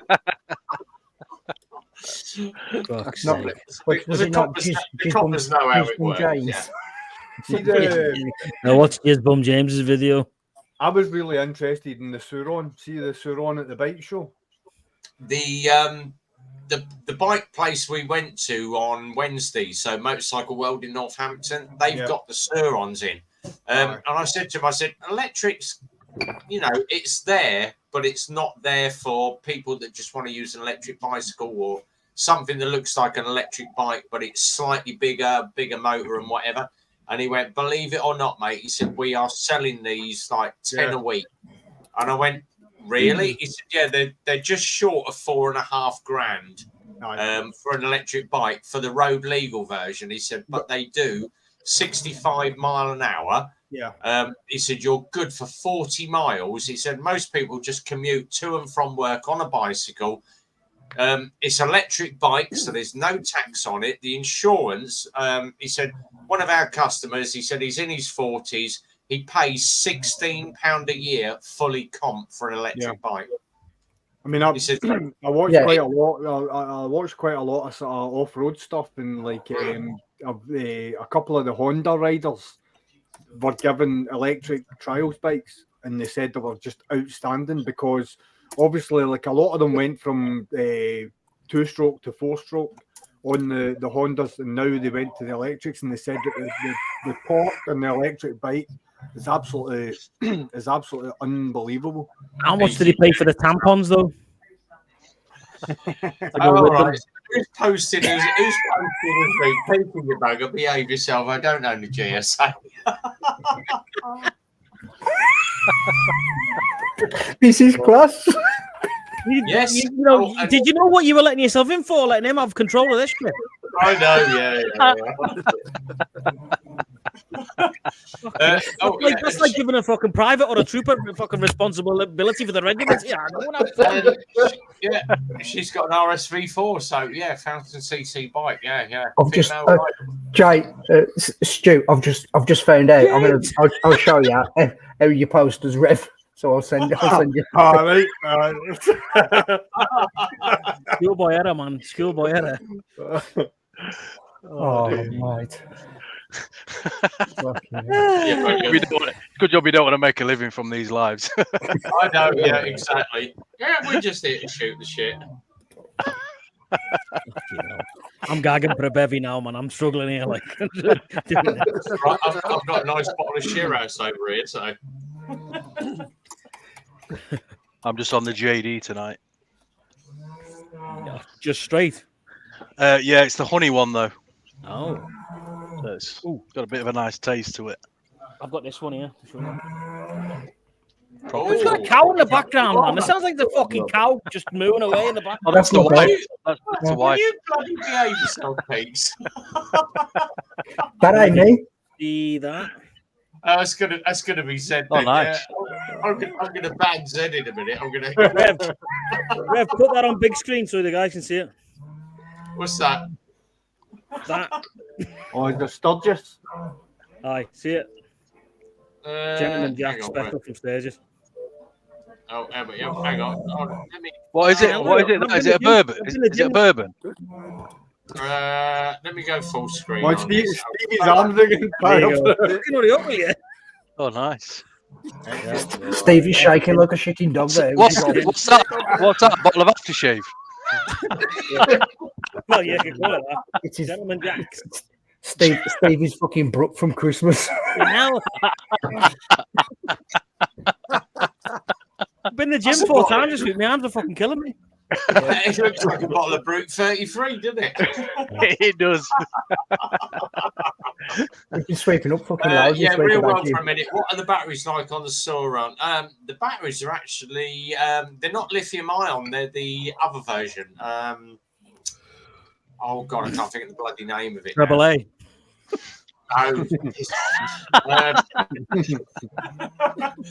Oh god, there's 2 sorts of lithium. You've got the lithium ion. What do they call it? Not NiCad or something. Lipo. Lipo and lithium polymer. Thank you. Lipos. Yeah, lithium polymer. That's what we use on the drones. Lipo. Yeah. Did you see the American? There was an American company actually come out and they found Thank you, GB. GB's got it right. NIMH. Thank you, buddy. They found a new element, and what this element will do is it will mean that you don't need as much lithium in batteries. Is it the 5th element? For fuck's sake! What is that noise? It's my dog. He's fast asleep. Leave me the fuck alone. Stop fucking bullying him. Was it a Frisian cow? Oh yeah, that's my dog, black and white one, like, but it's me dog. I'm just milking him while we're on this chat. That's cheese bum.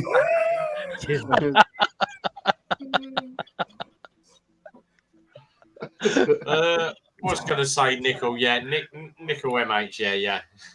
Woof.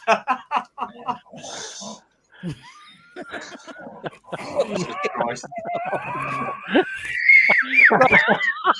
That sounds like a moose. Oh my god! What's that bloking about his fucking heifer? Stop. Oh god, Jesus Christ! I thought Peaky had his GSA running in the background.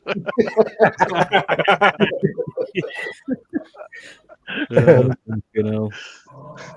Yeah, lipo, yeah, NIMH or lipo, yeah. So Sauron batteries are pretty good. Kickstart Stevie, you know, when you ride through Canada, do you get many moose jump out in the road? Luckily enough, touch wood, I haven't had that happen to me so far. But yeah, there is fucking tons of them, mate. They're everywhere. You see them. Don't they come down into the towns as well? Yeah. We had one fucking walking through town about a week ago, 2 weeks ago, actually. Just fucking huge one, man. I was walking. You have to throw money at them. I was walking through Glasgow the other day, and there was a couple of lassies with moose toes. And... No, I've heard of guys running into them, and especially because of the proximity of the Rockies, they're like just there. Guys have been flat out, mate, or just at least speed limit or whatever, and they just don't give a fuck. They just they're like deers in the UK. They just walk straight out in front, and there's been a few occasions I've seen on the news over the last few years that someone's either died or had a really bad accident because of the moose. They're fucking massive, boys. These things are like. They're taller than cows, and they're fucking massive, man. They're like horses, then, basically. Yeah, they're basically the size. Yeah, they're just probably the same. Some of them can be the same size as a horse, man. They're massive. Yeah. Can you eat moose? Did they have moose over there? Yeah, mate. Moose, elk burgers, moose burgers, steak, and bison burgers, all that sort of shit. We eat that over here. Yeah, absolutely. Moose is actually quite nice. We were driving back from Waterton, in this country. Yeah. You're saying to yourself, oh, you might see a fox, or you might see a deer, or you might see a badger. We were driving back from Waterton, heard a buffalo. Yep. Just outside the road, heard a buffalo.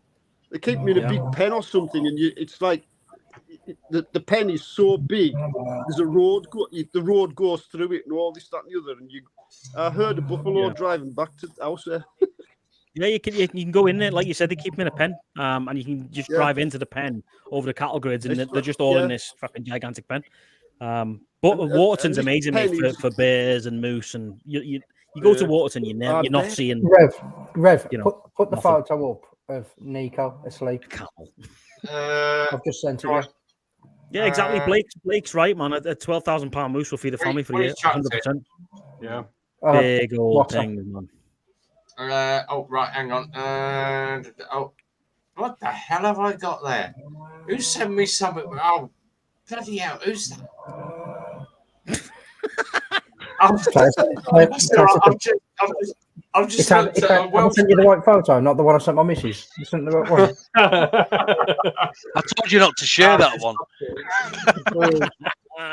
Unfortunately, that photo will not fill the full screen. Yeah. You have to zoom in. Yeah, I sent you that. I sent you that, Peaky, because you said you weren't going to share it. Must have been a cold note. Fucking hell! Looks like something in a Greg's counter. That. This is a big sausage roll, isn't he? Look. Mate, he's a fucking unit. So listen, mate, you won't go off at him, put it that way. The thing is, where you log into your WhatsApp and you realise we have a motovloggers group, and 90% of the time, right, there we go. Let me just share this one. We get some normally. Oh, what bike gear do you use on your bike? Yeah, what have you got? This what? And then Zedhead decides he's going to share something across his like. I've just caught James in the kitchen at work, and I'm like, all right, what you got?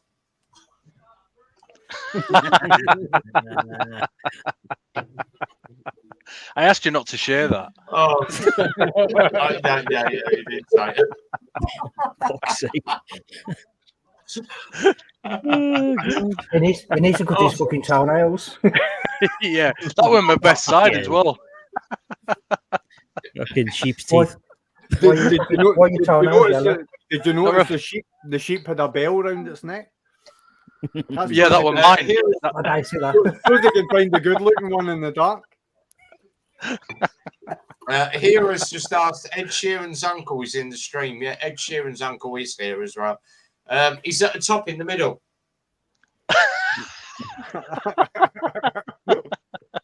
Have you seen that on I think it's on Instagram. Like it's a video. It's called Ed Shearing, and it's like people have put Ed Sheeran's face on a guy shearing a sheep. Ed Shearing. It's fucking superb. Who is that then? Here at iPad. Who's that? Regular comes in, just chats every now and then. Yeah, so it's a regular to the stream, guys. Don't worry. Yeah, that's all right then. He's irregular, or it's irregular. Oh, yeah.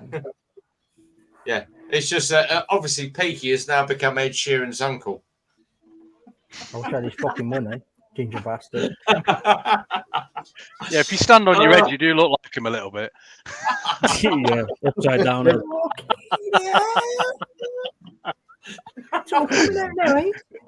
had a bit of whiskey. He's fucking. I know, do you know? Yeah, I'm lethal. I'm sorry, I'm lethal. Oh, Jesus. Love you, really. Let's be nice and put him back. Right, there we go. I didn't realise you could change names in StreamYard. It's taken me like how many months? 10 months to realise you can change bloody names. Rev, are you drunk? No, far from it. You're slightly slurring a little bit. I don't know if anyone else. No, I'm getting tired, mate. I've been at it 6 o'clock this morning, so long day for you. Doing the ball. That old chestnut. Doing the ball. Tired. Doing the ball. When I sort the gravy boat.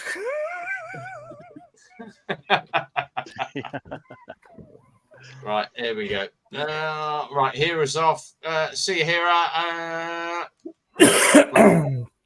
Can you smell toast? No, I wish I could. I can smell Nico's fart. That's about it. I smell nothing else. Bloody madness. Oh, right. We're gonna start signing off in a minute anyway, because I've been at this for 2 hours now. Bloody hell. Very boring. Just get warmed up. Should we do another half hour? Yeah, do another half hour. That's what my missus normally says. I'm like, nah, I've got a couple of minutes. That's it. Yeah, it's an half an hour break in between, isn't it? And then go again. Exactly. Give me a couple of hours. I always find it funny to see as the stream starts, and after 10 to 20 minutes, it just goes fucking tits up. Yeah, exactly. I think we need some questions from the side chat, don't we? Yeah. Just don't. Cannot have we need to have the side chat. Talk amongst yourself, and we'll just get bladdered. Normal. We're doing all right. We're doing 24 watching so far. Yeah, let's get some questions then from them all. Can I just say, Rev? You know, when you went for a cigarette, you went from 26 to fucking 14. I know, yeah. You Because what that is, don't you? He's logged on 14 different devices. James is like, shit lips, James. I'll fucking skip rat. Skip rat, James. I'll tell you what, I've had about 5 or 6 emails from different James May at gmail.com and James the Nipple Tweaker at gmail.com. Well, I banned that James May. I banned because obviously I put on there, don't try and come on the live unless you've been on there, blah blah blah. Yeah. And then he tried to come on the live twice, so I banned him. Yeah, it's the same fucking knobhead. Then I guarantee it. Yeah. It don't bother me because he's like mailed me like 6 times. When you let me on the live stream, you prick, and I'm like, never. Right, let's just fucking stop it right there. Peaky, how the fuck are you doing that? What? This whole bullshit. Yeah, that. What you fucking doing now? How are you doing that? Rowley wants the link. I think Rowley is coming in, guys. Get ready for some Australian fun. Tie your kangaroo down. Turn upside down to make him feel at home. I was going to say, when he comes in, you've got to rotate him around the right way. Stevie, all you've got to do is Rowley. I'll just come up, Stevie, like that. Quick question. Who owns the slowest bike of all of you? Probably Cole. I reckon that'll be me. Who owns the quickest bike? That'll be me, KTM. Yeah, bollocks. Up against my GTR, you'll lose every bloody day. No. Can I just say? Mine's a missile. It all depends who's riding it. Yeah, exactly. Yeah. That'll be you then, Rev. No, because Rev fell over in the super sausage on the car park, and he wasn't moving. He just fucking fell over. I'm just going to put that one out there. I'm just going to go grab a drink. I'll be back in a minute. Going to go grab a drinky poos. EUK's just asked, how do you get green monetization on streams? By being absolutely clean, sober, and being as nice as pie and calling yourself Missenden fucking Flyer. Or you don't invite Peaky to your live streams. Exactly, or don't invite Peaky or Military Biker to your live streams. And talking of people that are absolutely really into it and know their bikes, the one and only Mr. Arcade. Roland Keefe, he is in the live stream, people. Evening, Rowley. Good to see you, buddy. I do, Roland. Right. Whole screen is yours, Rowley. Tell us about your channel. Tell us about what you do. Let's see if we can get you over 1,000 by the end of the weekend. Tell us about your channel. All right, I've got 3 subscribers, so chuck them on, guys. And my channel is about bikes and cars. Our weather's been absolutely rubbish, so I haven't been able to put out much bike content.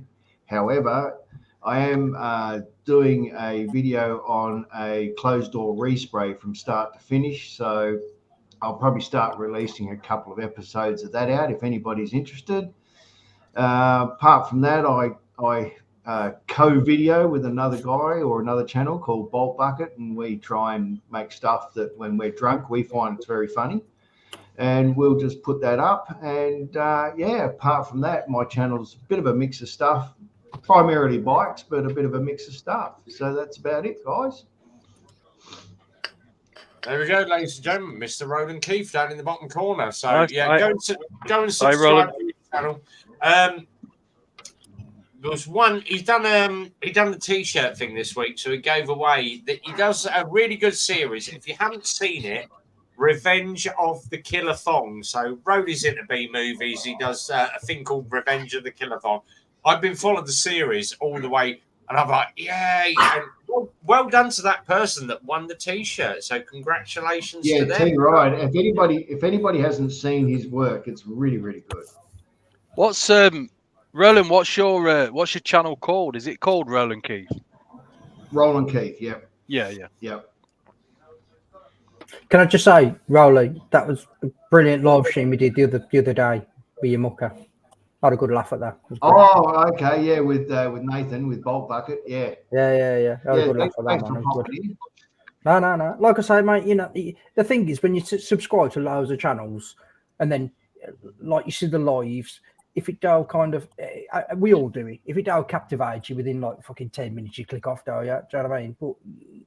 But when you see them, and you're like, this is funny. He's funny. Do you know what I mean? So I was like, yeah, man, I need to watch this. I need to make a comment just to let you know that I've watched it. If that makes sense. Do you know what I mean? Well, yep. Fair play, man.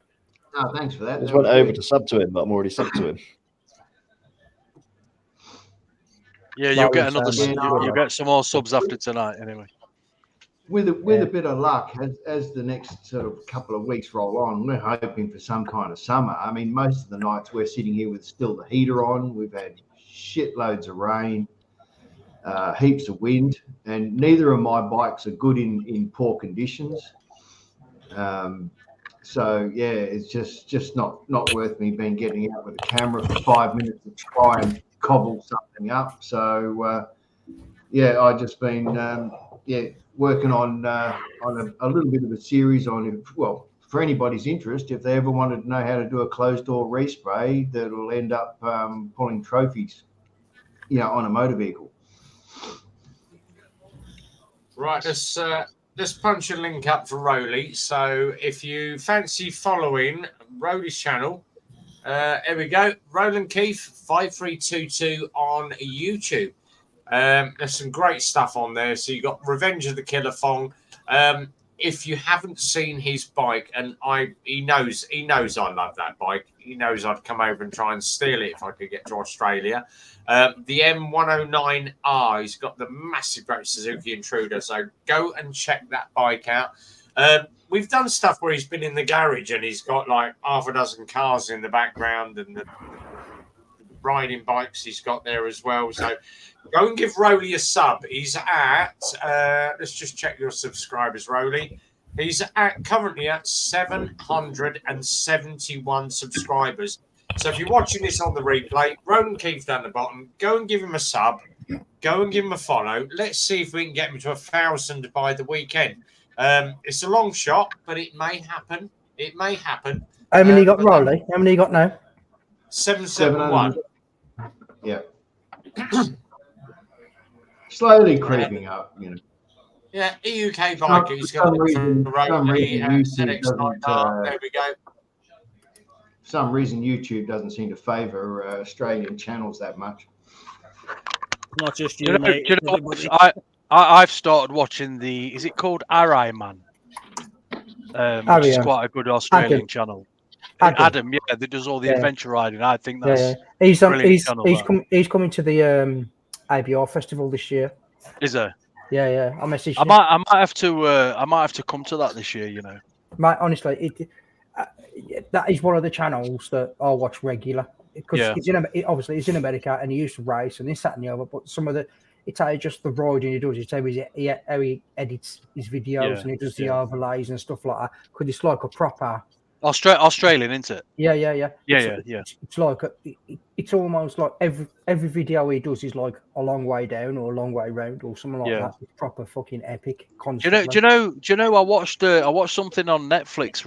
It was like two riders went on off-road adventure, but then when you look at some of the YouTube channels, they just blow these productions out of the water. Because they're like the proper down to earth, and it's like it's just them. They haven't got a support team or anything like that. and you watch these ones that are put together on Netflix, and you just think, do you know what? That's Shit. not the that's just like it's too Hollywood. It's too. Yeah, do you know what I mean? It's too production. Yeah, it Yeah. is. Yeah. It is. There's also That's one. cool, If you put in UK to Australia, because that's what I want. That's what I want to do. I want to ride from the Yeah. UK to Australia. Yeah. So if you put that in, there's two lads on a KTM. There's an Australian lad and a UK lad, and they ride down, and it's about an hour. Yeah. Here we go. So Phenomenal. Roby's just jumped another 4. That's good. So It's Roby's absolutely up phenomenal, mate. It's a proper good watch because, like I say, that they have a support vehicle up to Russia, and then because they got the proper V5, they're turning round at Russia. So the moment they're on, then they think they've got this support vehicle for like another fucking 10,000 miles, and they stop them at the border, and he goes, and it's that you can see that instant panic. Fuck. But they don't. The ones with the support vehicles and everything like that, the proper productions, they don't interest me. Yeah. I want to see but what I'm it's saying really is, like. But what I'm saying is you see how the travel changes from that point onwards. When that support vehicle stops onwards, you see how much that like how can I put it out, like the roughing it and the doing it to families, the breakdown. The panic starts setting in, doesn't it? The breakdown. They end up getting arrested in Russia because they go over the visa because the breakdown.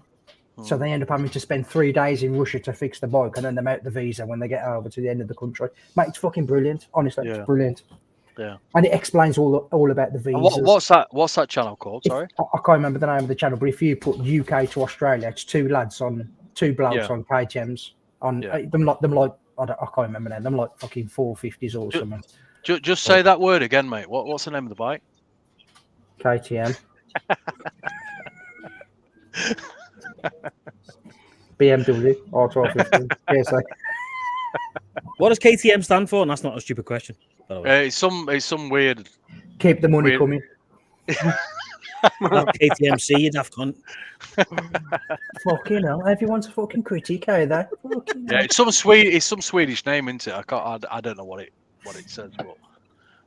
Oh, sorry, Rev. I said cunt. Apologies. Oh, said it again. That's all right. You say what you want. It's red already. It's fucked, isn't it? Yeah, it don't matter now. It don't matter now. Yeah. Exactly. Yeah. Beyond redemption, mate. The cunt's red. He only said cunt, Ray. Right, I'm gonna have to go. I'm gonna have to shoot, lads. Okay, Boys, take them Right. pictures down of the fucking ex-missuses in the cages. All right. Carl's off out pimping. No, He's gonna be his loud rider, fucking bouncing down the street, too like much- fucking Snoop Dogg. too much army on here. I don't want to start thinking like a pongo. Oh, he's Oh. Whoa, that's fucking fighting talk, that is. fucking hell. Fucking hell. Look at the wall. Look at the wall. We'll always be there for you. Don't worry. Could be worse. You could be a crab. Yeah. We'll Exactly. always be there for you. Don't you worry, lads. Don't you worry. See you now. See you, mate. Take it easy. See you, mate. See you later. Take care, Hey, Carl. be safe. Have a good Be one, mate. See you safe, later. all of you. Bye. Hey, Carl, all the Bye-bye. best. Cheers, Okay, mate. mate. Bye. Okay. Bye. Oh, there you go. That's Oh, put there you go. what KTM. If anyone could pronounce that. John Rife, Trunks, Falls, That's James. Hey, do you know, you do realise the future's bright, the future's orange, don't you? KTM keeps taking money. Have a look at James's name. James's name. Lie me. I wonder how long it'll take. How long will it take? I just realised I've got Jizzy James on my name. That's the best thing of having admins in, isn't it? That were a lot quicker than Rev, anyway. Oh, definitely. Definitely. Definitely. Reckon. Zed, stop fucking Yes. about, will you? Stop messing about now. If my hands are here, what is it I'm typing with? I thought you were I typing. don't know what you're using to type with, though. Yeah, he's Is using that- his penis, isn't Is that why it's all in Yeah. capitals? Is that why it's all in capitals? Hey, do you want to, Peaky? Do you What? want to see this helmet that ILM sent me? Go on then. I haven't done the review yet. Go on. I've just sent pictures to Rev, and he's like, "Fucking hell, that's pretty smart." Hang on. Ah, So, that's nice, Oh, man. yeah. Do you know when you said about showing a helmet? I thought he was unzipping then. Excellent. so he sent me this to have a wee review of. Yeah, I thought he was well, going to said- stand up. I watched your last one, Stevie, with that helmet. That were a nice helmet. The black one. Oh, look. Oh, that's nice. I like that. Yeah, it is. That is nice. Oh, just give it a rub for me. Stevie, I am your father. It looks like a stormtrooper off Star Wars. Yeah, Definitely. it does. Yeah, that is Really So nice. is that the one I won in the giveaway? Is it? Can I just say, Stevie? You know, put the visor down. Put the visor down. You look like one of the birds from Liverpool. Eyebrows.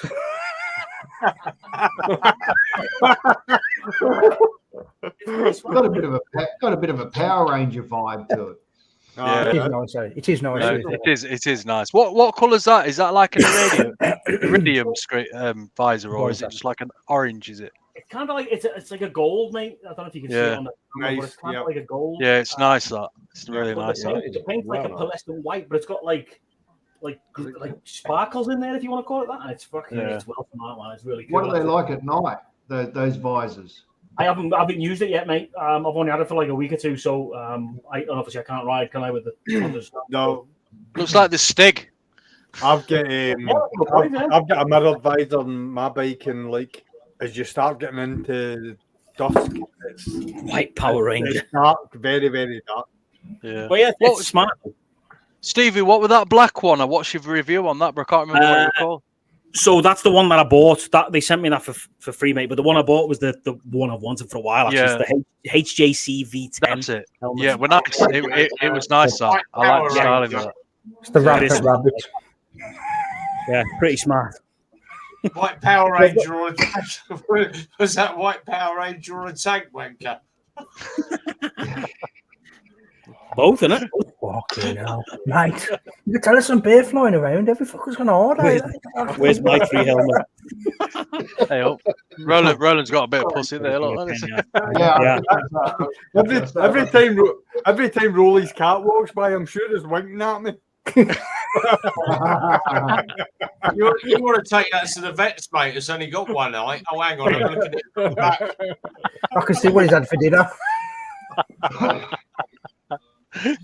Right. Off you. Fucking hell, Limey. You want the fucking weed there? What you smoking there? Some like fucking smoke going off there.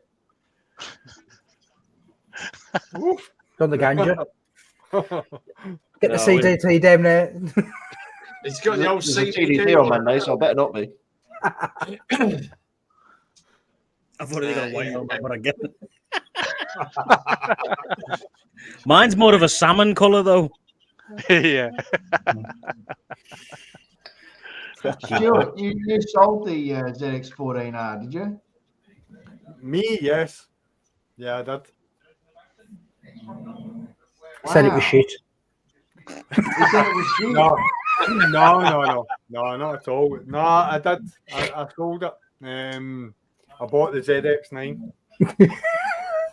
So Yeah, I like the ZX9s. Yeah, are you happy with that? I don't know. once it's back on the road, Is that the one that's in bits? yeah, I stripped. I bought it and then I just took it to bits. So it was like, What is it? A jigsaw puzzle? see what happened was in fact John Diehard McLean knows the boy who I bought the bike from, and I bought it as a project basically. I was It's a always fucking project. It's in bits. It's in a box. I was always going to sell the ZX 14 Rolly. One, I wasn't enjoying it, basically because the way that I was having to ride it, in the sense that basically any time I was out, I was BMW M5s, Audi S4s, whatever it was, like they just race. I just didn't want to ride it that way. Yeah. And I was kind of, it was starting to annoy me because it was like every 2 minutes somebody was wanting to, they were revving up behind me or beside me, and I was like, Yeah. you know what? the bike. I know fine well what the bike could have done. I just wasn't enjoying the fact that I just wasn't enjoying my riding because of it, and so I sold it. And I just basically paid the last payment as well, and I was looking at how much they were going for, and I just felt that it was the right time to get rid of it, because if I'd kept it another year, I'd probably lost another £1,500, something like that. But it was my money then that I was losing it, you know what I mean? Because I owned it. So. Stevie, have you got Limey's kid's fucking bottle?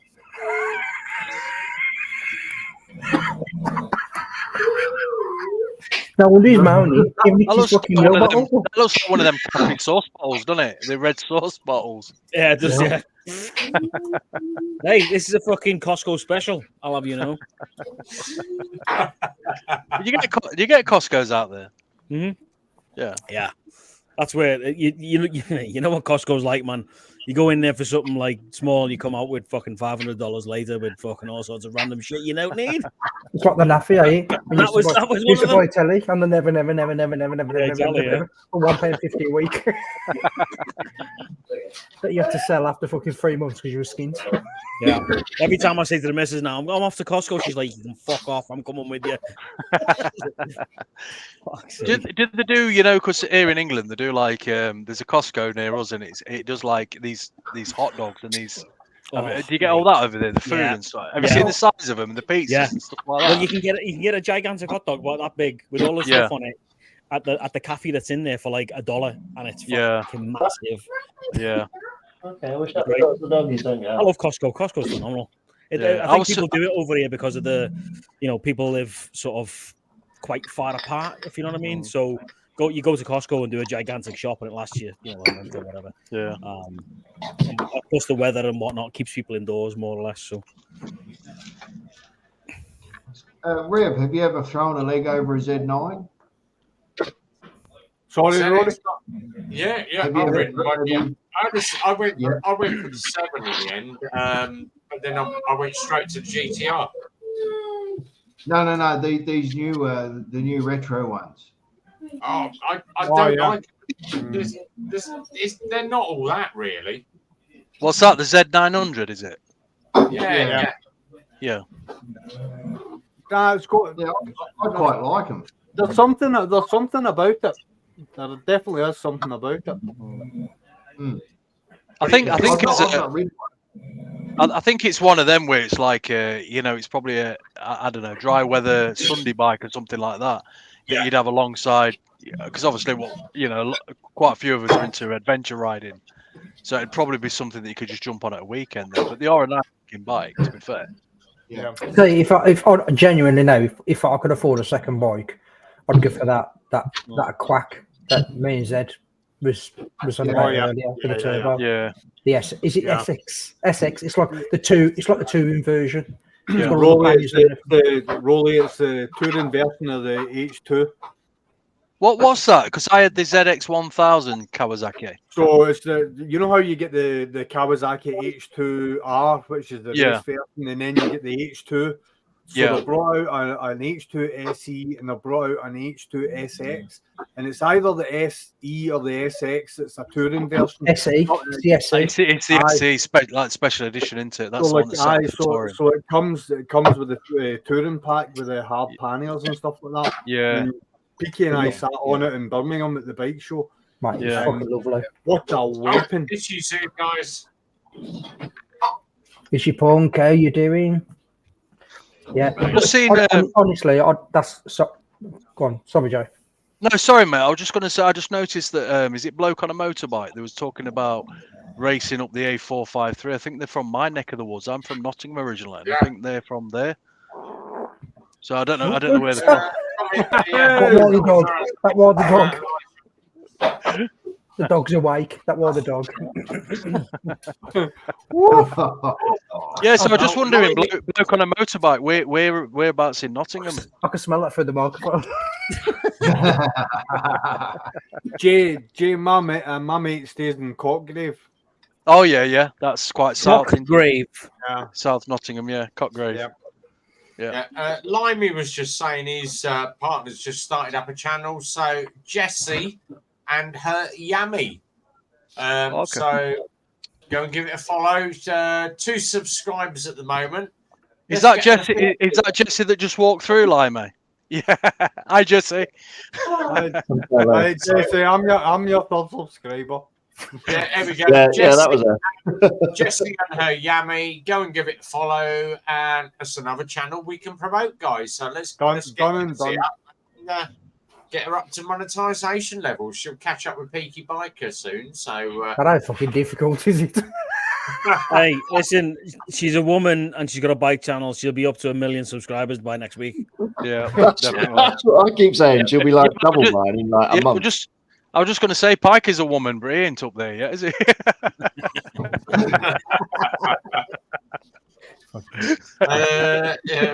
Can you fleet than me. Can you feet fleet on Peaky? I want to do anything on Peaky's BMW. I tell you. What was that? Rev, can you? I take it means flat foot on Peaky's BMW. Yes, I can. Yeah. Yeah, you can. Yeah. You can. Yeah. Anybody can, mate. It's a fucking low chassis. I've only got a fucking 28-inch leg. But you've got, but like what you said to me, you've got big boots on, haven't you? You've got high heels on. Yeah. Believe it or not, I've actually got footage. I've got footage of Peaky doing his first ever video, but it's got what's his name, Charlie, in the background.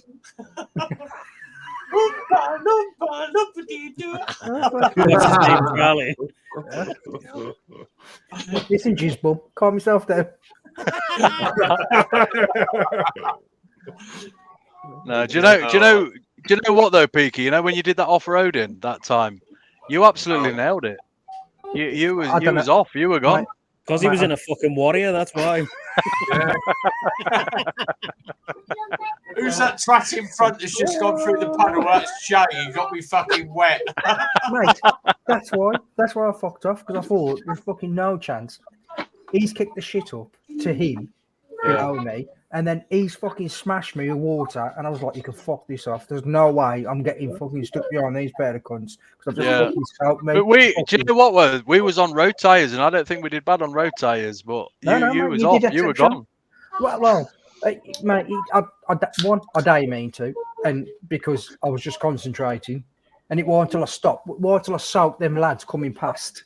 Because I was like, whoa, and I thought, you fucking bastard. So I seen this massive puddle, so I was like, whoa, I went through this puddle like fucking 4th gear, fucking bear waved them. I thought, fuck you. You do realise when you shot. Sorry, mate, I was just going to say, when you shot forward in front of me, my helmet now looks like a pepper pot. We shot all them stones up at me. We just that now. Yeah, looks like my shitter first thing in the morning. It's like when me and Peaks went to the Raven Cafe, and he was like, "Oh yeah, we'll have a nice sweet ride together." And then the guy with the fire blade goes, "Where's Peaky gone?" I don't know. It's that little red dot in the distance because he's hunting the guy down. He pissed me off. Usually I wouldn't do that, but he come past me that fucking close. He fucking annoyed me. It was. I just had to prove a point. It was fun. He was on this CBR trying to get his knee down on every corner. So I was on my GS, just fucking sat bolt upright. Fucking I overtook him on this Millennium Falcon driving down the road.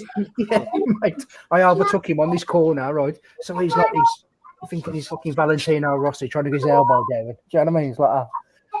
No, I went round the outside of him on this corner like that.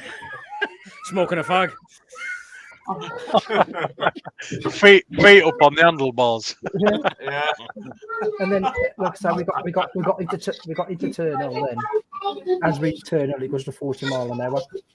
We got into Turnhill, and that's when Rev caught up with him. And then, as he caught up with me, he like give me a fist bump to say fair play. But you know when you just like. I'm going to get Jess to sit next to me if that's all right and say hello to everyone. Yeah, absolutely. I'm just gonna promote a couple of videos. This guy down the bottom started doing the Sturgis videos. Oh, okay. Oh God. You're just winding me up now, you bastard, because I just can't wait to get out here in 2025. I tell you, some of the Sturgis stuff on there. Yeah. No swearing. There's a lady in the room. No swearing. Oh, yeah. Oh, we do what? I was just going to say this. I was just going to say there's been a lady in the room for the last 2 hours 29, haven't there? Don't talk about Rev. Look, he's the host. Hi, Jess. Hi. Nice to meet you. Nice to meet you. What accent's that? Jess, where are you from? What accent's that? Sorry, say that again. Oh, fuck it, it's not that bad. What accent is that? Oh, accent. I'm from Kent originally. All right. So you might. She said Kent. Yeah, you sounded really enthusiastic then, Peaky, when Yeah. Only this is something else. Then I'll let a dog out now because that's a good interruption.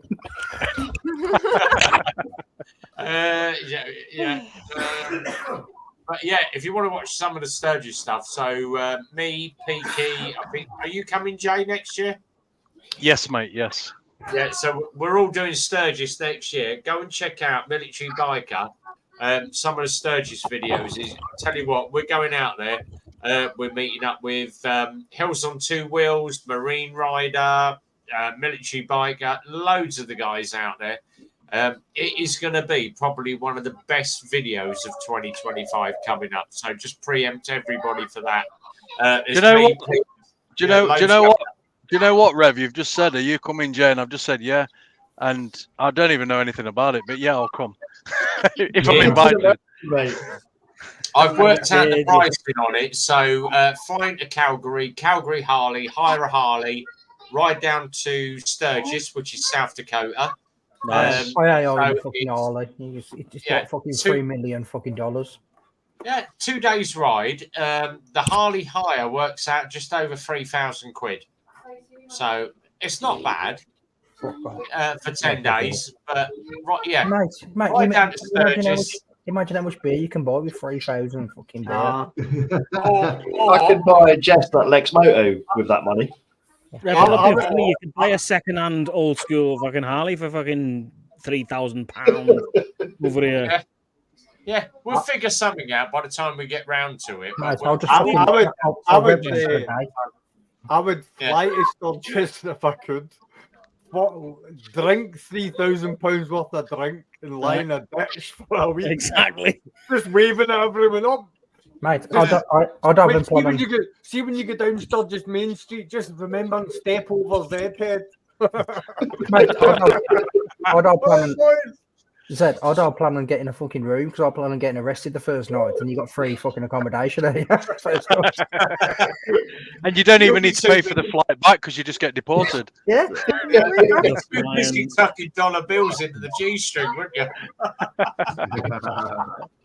Is there any of the tourist board? Is there any of the sort of major companies? Do they do like tours, like tour Sturgis and stuff like that? Yeah, Eagle Rider do it all. Right. So you can basically just they'll tailor it to what you want. Yeah. That's another. I would probably suggest it's going to be cheaper if you go to Eagle Rider or fly into Vegas or something like that. Yeah. And Eagle Rider down, or somewhere that's closer. Another Eagle Rider. Stevie, is that the one that $1 Million Bogan went with Eagle Rider? Yeah. That's it. Yeah. They're good. It's the biggest motorcycle rally in the world. It is the biggest rally. I've watched it, I think, 5 or 6 years in a row because Stevie's been down there a few times. Hills on Two Wheels has been down there with Crystal. Marine Rider's been down. Loads of the American bikers. But I'm like, oh my God, this is just like, it's the bucket list. It's the cream of the bucket list. Yeah. It's got to be done. Cream of the bucket list. The cream of the bucket list. That's a new one. Is it not cream? Is it not cream in the bucket list? Well, it might be. Yeah, that as well. Yeah, that's a difference. Can I just say, where's Jess gone, Limey? She had enough already. It's locked off. Fuck off. Lie me. Where's Jess gone? He's not answering, is he? He's not froze. here. He's froze. Yeah. Either that or he looks dead happy. Oh, there we go. What's going on? Well, he's fingering the camera. My fucking router shit itself again.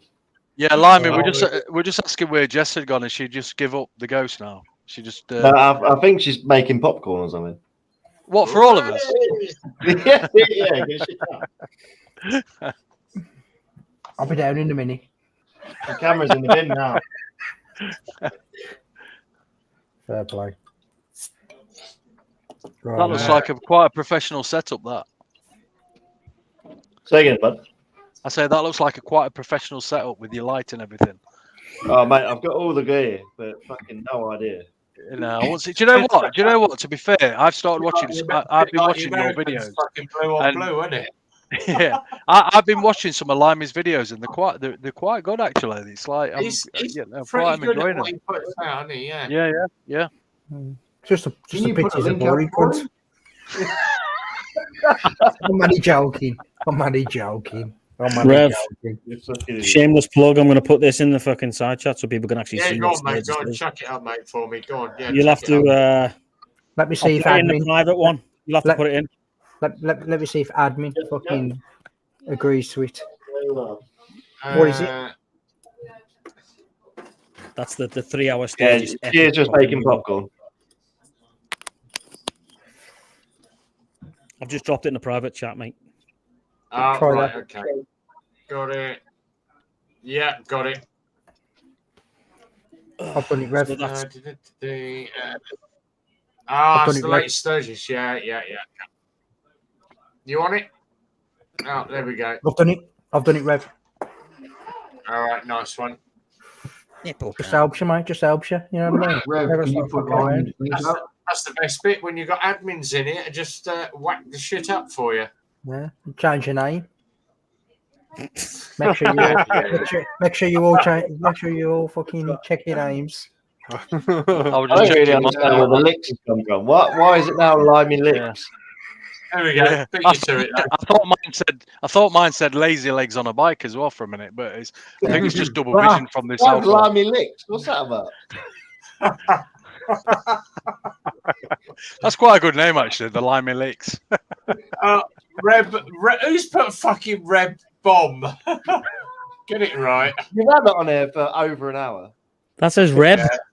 Romeo Echo Bravo. Yeah. He's been out like that for an hour. Yeah, it's been on that for ages. Oh yeah. I think you should be called. I think you should be called the sneaky biker. That's all right. Peaky hasn't realised he's been Ed Sheeran's uncle for the last hour.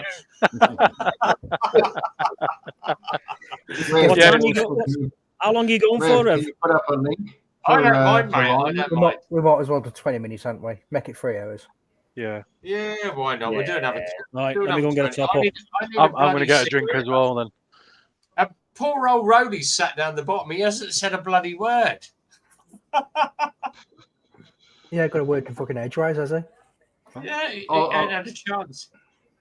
I've been trying to say, put up a link for Limey, will you?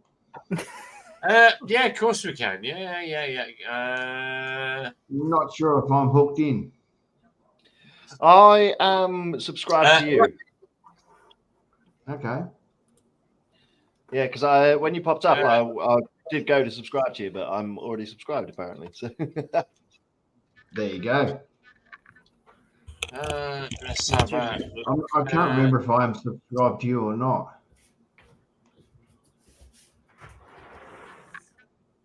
Right, let's just jump in on that. There we go. Limey Rider and get the channel, lock on and copy and paste. Right, there we go. And that is up in the side chat for you, Rowley.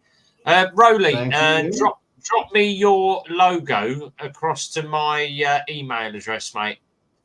MrRevBomb@gmail.com.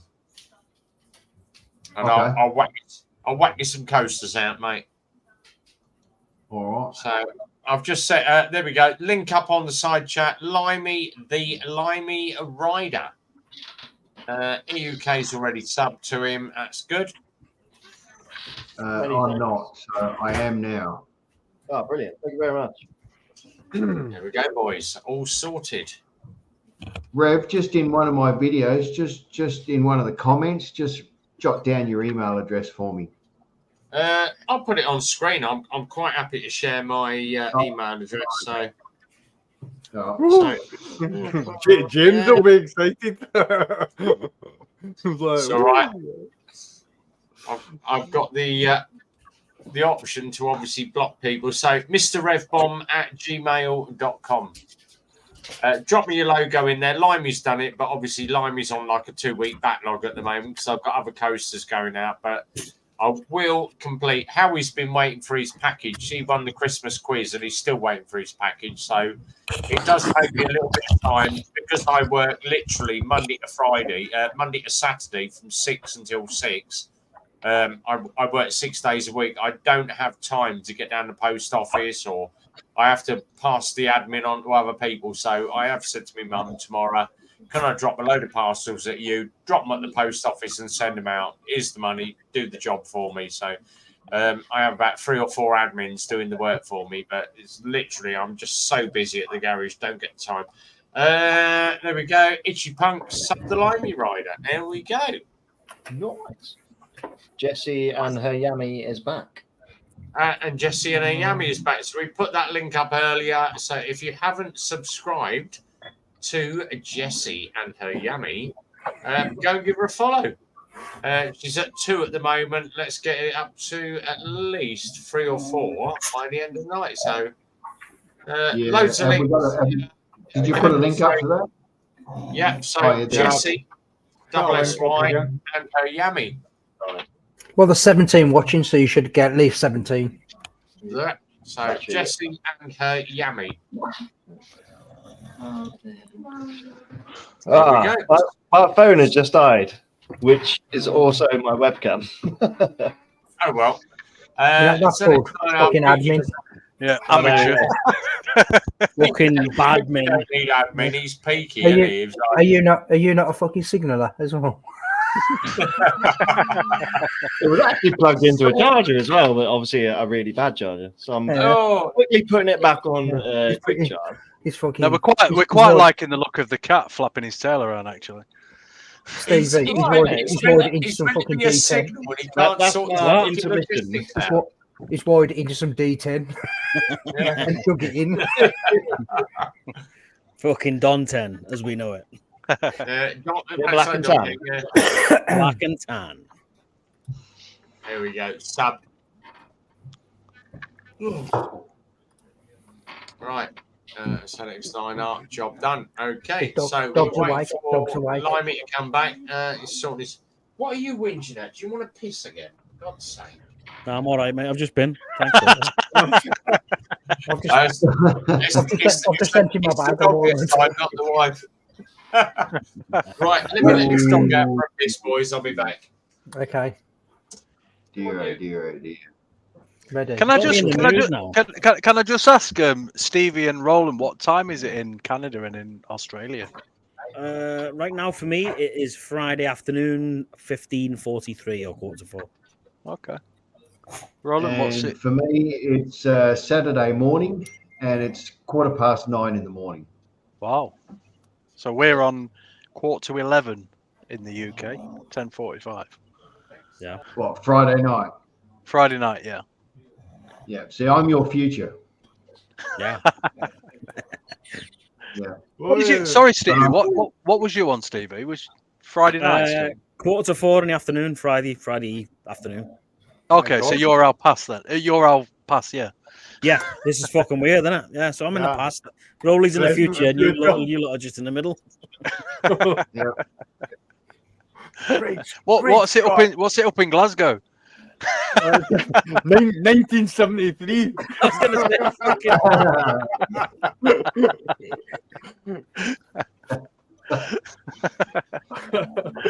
say, I don't know. Have we lost Limey then? Is he still got audio? He's I think his audio's.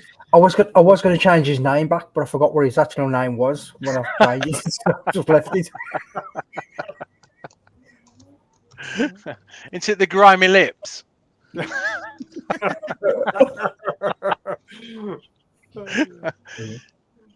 I've changed Rev's name. See how long it lasts. Should have put it Bum Bandit 900. Ass Bandit 6000. Hold on. Rolly, what bike you got? I got a ZX14R and a M109R. Nice. Is that because Stu? Did you have? Is that what you had? Yeah. Yeah. Basically, that's the exact same bike. Yeah, Gen 1. But Rolly's is Rolly. Obviously, tell Jay what's been done to your ZX40. I've done a tiny bit of head work, and it's got a new ECU, different headers, a different intake, and a full tune. So Nice. it's squeezing out 239 on the bum, basically 240 on the bum. And is that everything that you've done yourself then? Do you work on it all yourself? Yeah. You'd have to have a look at Ryland's channel. Yeah. Apart from the tune, and the M109R's just had a flash on the ECU, and that's just been retuned, and I think that's putting them out about 231 on the rear wheel, 131 on the rear wheel. Yeah. So what sort of rider are you then? Are you more obviously more like sound like a road rider then? You don't really are you into the adventure at all or? Look, I really like that sort of riding, but my back doesn't. When I was, I don't know, probably 40 years younger, not a problem. But yeah, no, these days it's got to be something nice and plush and soft. You know what I mean? Yeah. So we've got so road. Yeah, because you've got quite a lot of sort of places you can go dirt riding, don't you, in Australia? Oh yeah, I don't we've know. got plenty. Yeah. No, it looks really good actually. Not shy for an adventure rider type style here. Yeah. But a lot of our terrain is a bit like the US. It's just big long open roads, which lends itself nicely to pretty swift bikes. So yeah. I'm guessing you don't get a lot of like twisters and stuff like that over there. It's more really long straight roads. Where I am, I'm 5 minutes away from the sea, so you got a coast run. Yeah. And I'm also 5 minutes from the hills where there's lots of twisties. Yeah, nice. So once you get over the hills, it's you might as well be in Arizona with tumbleweeds. Yeah. Because I've been watching watch a lot of Stevie's videos, and some of the views are just amazing. I mean, I thought I'm sort of like I ride around Derbyshire, Peak District, and I thought some of them views are amazing. But you see Canada, and that's right on my street. That just mountains and long roads and long twisty bends and strip of bars. Jay, have you ever ridden through Glencoe?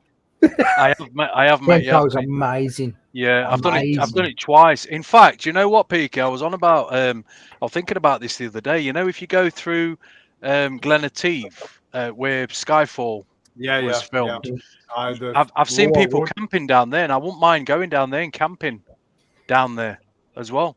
It's like because you can wild camp Scotland, can't you? Yeah.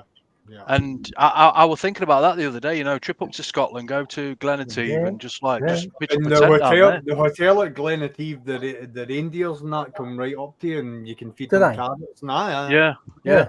You can walk camp right at the car park in the hotel. So if you walk camp, Jay, I'll get in the hotel and I'll let you know about the reindeers. No, do you know when we went over that part? When we went over to Glenateeve, and as we were going over, there were a lot of campers up there, and it was just. I thought this is something I'd like to do. It's just amazing. Because just really you can head from Callander as if you're heading towards Tyndrum, and you go towards Strathire. Tyndrum. Well, we call it Tyndrum. Tyndrum. See, I did out Tyndrum because when what's it name says he on Long Way Round, Hugh McGregor. Yeah. He's driving through. I'm driving through Tyndrum. Yeah. And So he goes, it's in Scotland. Tyndrum's in Scotland. Yeah. And he was So, on about it with his mum. Sorry. It's got like a service station called the Green Welly. So like if anyone in Scotland talks about the Green Welly shop, it's got like a restaurant and restaurant. That's where we stopped. We stopped at the Green Welly. Expensive as fuck. Yeah. But, I'm just going to say to Stevie as well. It's like when I was younger, I nearly had a trip to Canada to do like some volunteering because I've got a trade background. Yeah. And my mate who was supposed to be going with me had a criminal record, so we couldn't go. We didn't end up going. But it's one of them places that I would in a heartbeat I'd just move to Canada because it's That's got what I did. it's just fantastic. It's just absolutely fantastic. And Not I think when you're so yeah. I just think you're so lucky to be able to do that and just go over there because it's just what an amazing country. Yeah, it's spectacular, mate. I mean, you've seen the video, so you know, it's just spectacular. Apart from when it's freezing cold like this now, 5 months of the year I can't ride, which sucks. What sort of temperatures you got there? Well, it was minus 40 last week, Rolly, and it's minus 28 today. So, yeah. Don't you think though? Do you know what's funny though? You know, here in the UK we get a bit of snow and everything goes on shutdown. But I'm guessing in Canada, the roads and everything, you don't get potholes and things like that. It's just like everything looks pristine. It's like they're all geared up for it. It is. I mean, nothing stops over here, mate. When it's minus 40, I mean, people still go to work. The buses still run. Everything works. And it's certainly. I mean, if you got something to do in the winter, like skiing, snowboarding, whatever, it's great all year round. But it does get tedious sometimes. I must admit. Plowing snow off the driveway and whatnot. It's a pain in the ass, but then you get to the summer, springtime, and it's just sunshine for 6 months. So. Okay. Yeah, because I'm thinking about it. It's like Australia as well. It's like my perception of Australia used to be this barren sort of landscape. But when the more videos I watch on YouTube, you see that they've got there is mountains, there is like coastal roads and stuff. It just looks certain parts of it look amazing. Yeah, totally. Check out some of my videos. There you go. Yeah. You can tell Peaky's had a few too many, can you? Farty dog skin. Zedhead's still the same. We've got the slimy licks. Crazy legs on the dike. Crazy legs on a dike. The military pikey. Thanks, mate. Somebody's just realised that's Reddit names. You haven't done anything to Zed though, have you? No, you know who's done it then, don't you? Shit game was Zed. Zed's like fucking 7'6" and like fucking 19 stone, but like a big shit house. That's right. Yeah, you wouldn't want to argue with him. He is the original William Wallace, isn't he? He's like freedom. Yeah. Well, it's from Glasgow as well, isn't he? It's, man's country. That's where Glasson comes from. Exactly. Glaswegian headbutt. Serious question though, Stu. Any decent places to go near Glasgow? I'm planning to ride out over Gourock and want to have a bit of a look around the back of Scotland. So if you're going to Gourock, there's a ferry that takes you over to Dunoon. And from Dunoon, you can get onto the old military road that can take you towards the likes of Inverary. Inverary, you can go to Tyndrum, you can go to Oban. Oban, you can then go to Glencoe back to Tyndrum, and then Tyndrum back down the road. Gourock's a good central location. You can also go down the southeast coast as well, and go down into the Galloway Forest. There's so many good roads. You see, I've found when all the time, well, not all the time, but the times I've stopped at Loch Lomond, that's quite central. So you can have a good, a good 6 or 7 hours out and spend a lot of time, especially on the coastal roads. Yep. If you go like from Loch Lomond east, and then basically just you can look back on yourself. Yeah, literally hook the coastal line all the way to Savan or Oban or working whatever it's called. So you hook all the way back up there, and it's phenomenal views. And some views there, you look out and you're looking over the water. It's just, and the water's like still. It looks still. It's sublime. It's fucking brilliant. It's sublime. It's like even like up as like I camp at Loch Gilphead. And you go up to Loch Gilphead, and you go left and you go down into Campbelltown.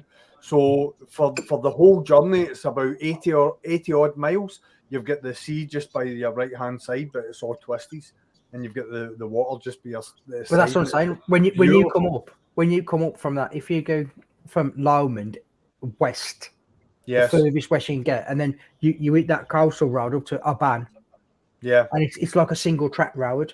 But you're on the coast, and you get past the is it the naval? Is it?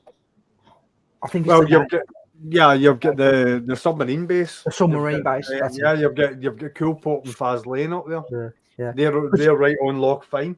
Well, I tried to put my drone up there, and then it wouldn't take off because I tried to fly I bet it wouldn't. Yeah, that EU biker's just said about going to Glencoe, and Glencoe is absolutely amazing.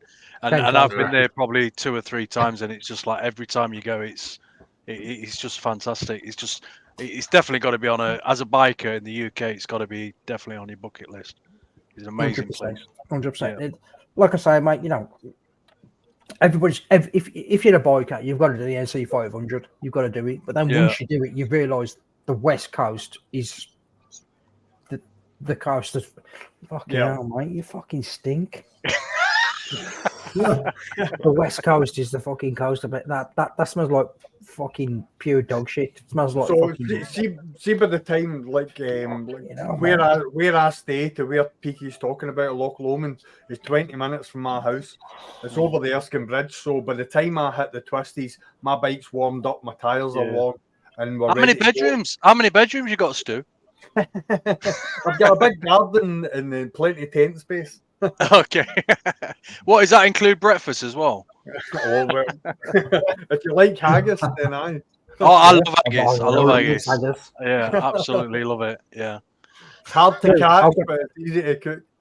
I've got a freebie because I'll give him breakfast when he comes down to the box. Oh, okay. Well, you can have breakfast if you come down to Derbyshire. I want to hit Canada as well.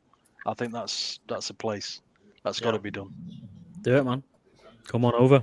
Australia's a little bit far for me, but Canada, I definitely want. What in Canada, mate? It's the same fucking length, eh? It's ain't fucking much further. What, to Australia? Yeah, it's a 24-hour flight, isn't it? And what is it to Canada? 9. Well, yeah, it's only depends which side of Canada you want to go to. Is it fucking, to my side, it's 9 hours. What's that fucking Chinook? What about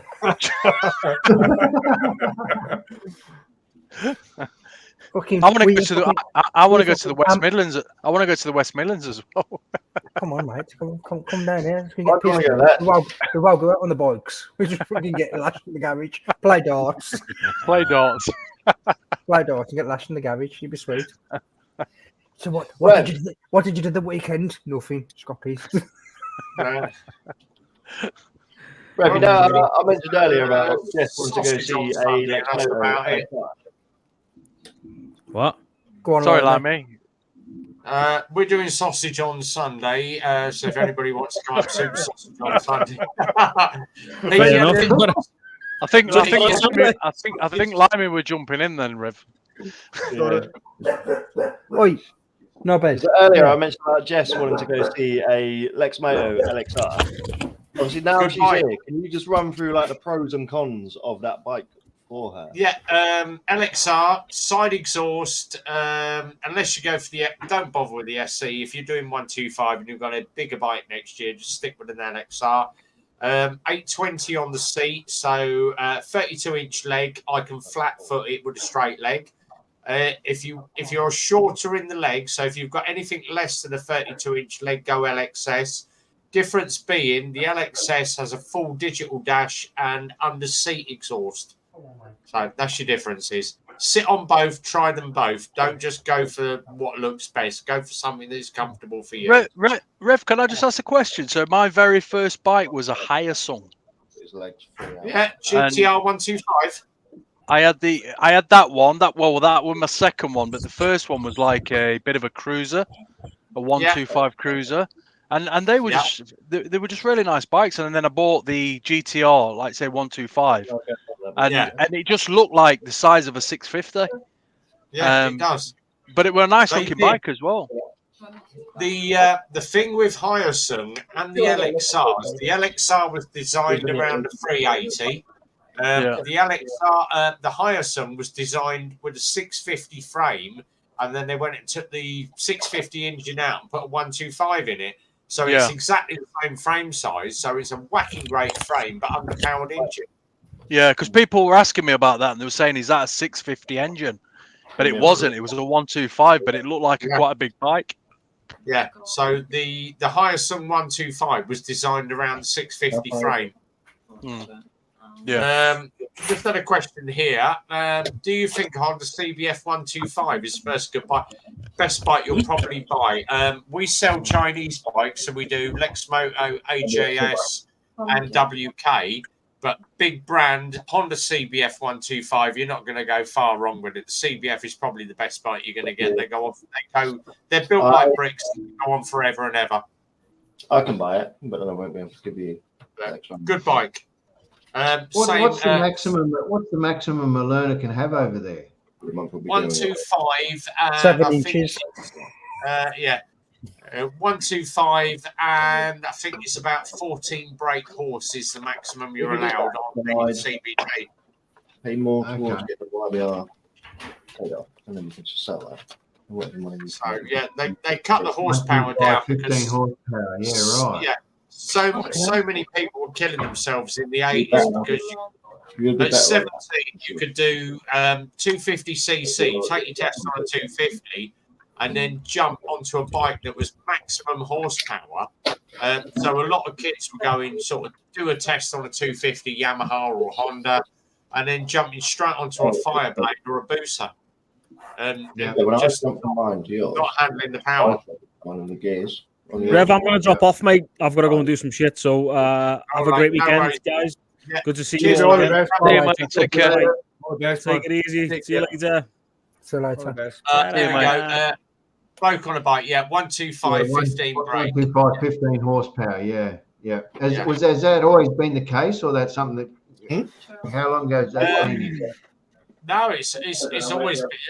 They brought it in, and I think it was about 1989 they brought it in.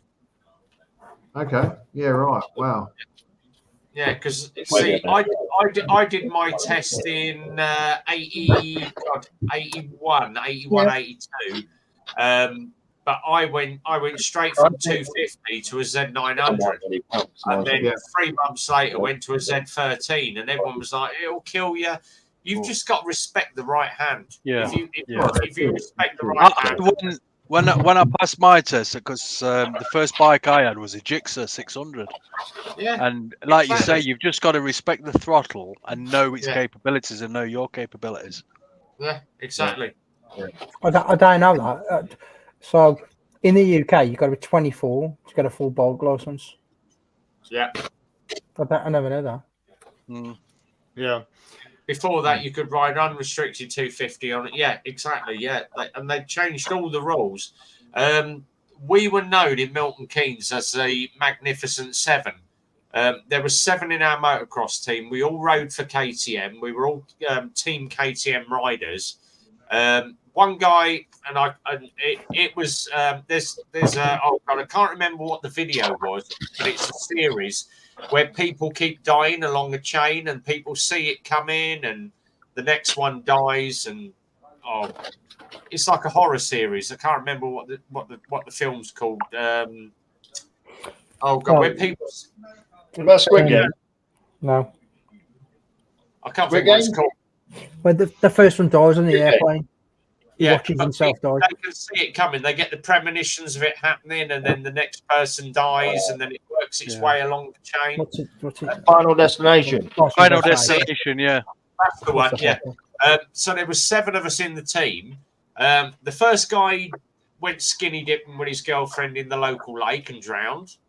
The next guy, 2 weeks later, it was exactly 2 weeks. He stepped out in front of a taxi when he was drunk and got front-ended by a taxi. The third one jumped on a GSA and went off-roading.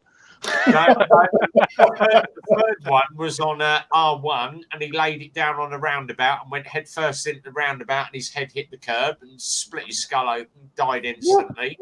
Yeah. And then everybody said to me, "Oh, you're next in the queue." And I went, "Nah, it's not me. It's not happening. It's not happening." And I met the Mini on a hairpin bend and stitched my knee up. But luckily I survived. The next guy was front-end into an Arctic truck at 60 mile an hour on a blind corner, and the Arctic pulled out on his side of the road on a hairpin. So out of the motocross team of 7, there is only 2 of us left. And how we survived, I don't know. But that's it. I'm selling my bike now. You've scared me. I'll give you a tenner and a bag of wine gums. Rev, was that KTM Team Lucky? Was that the name? Yeah. For God's sake, man.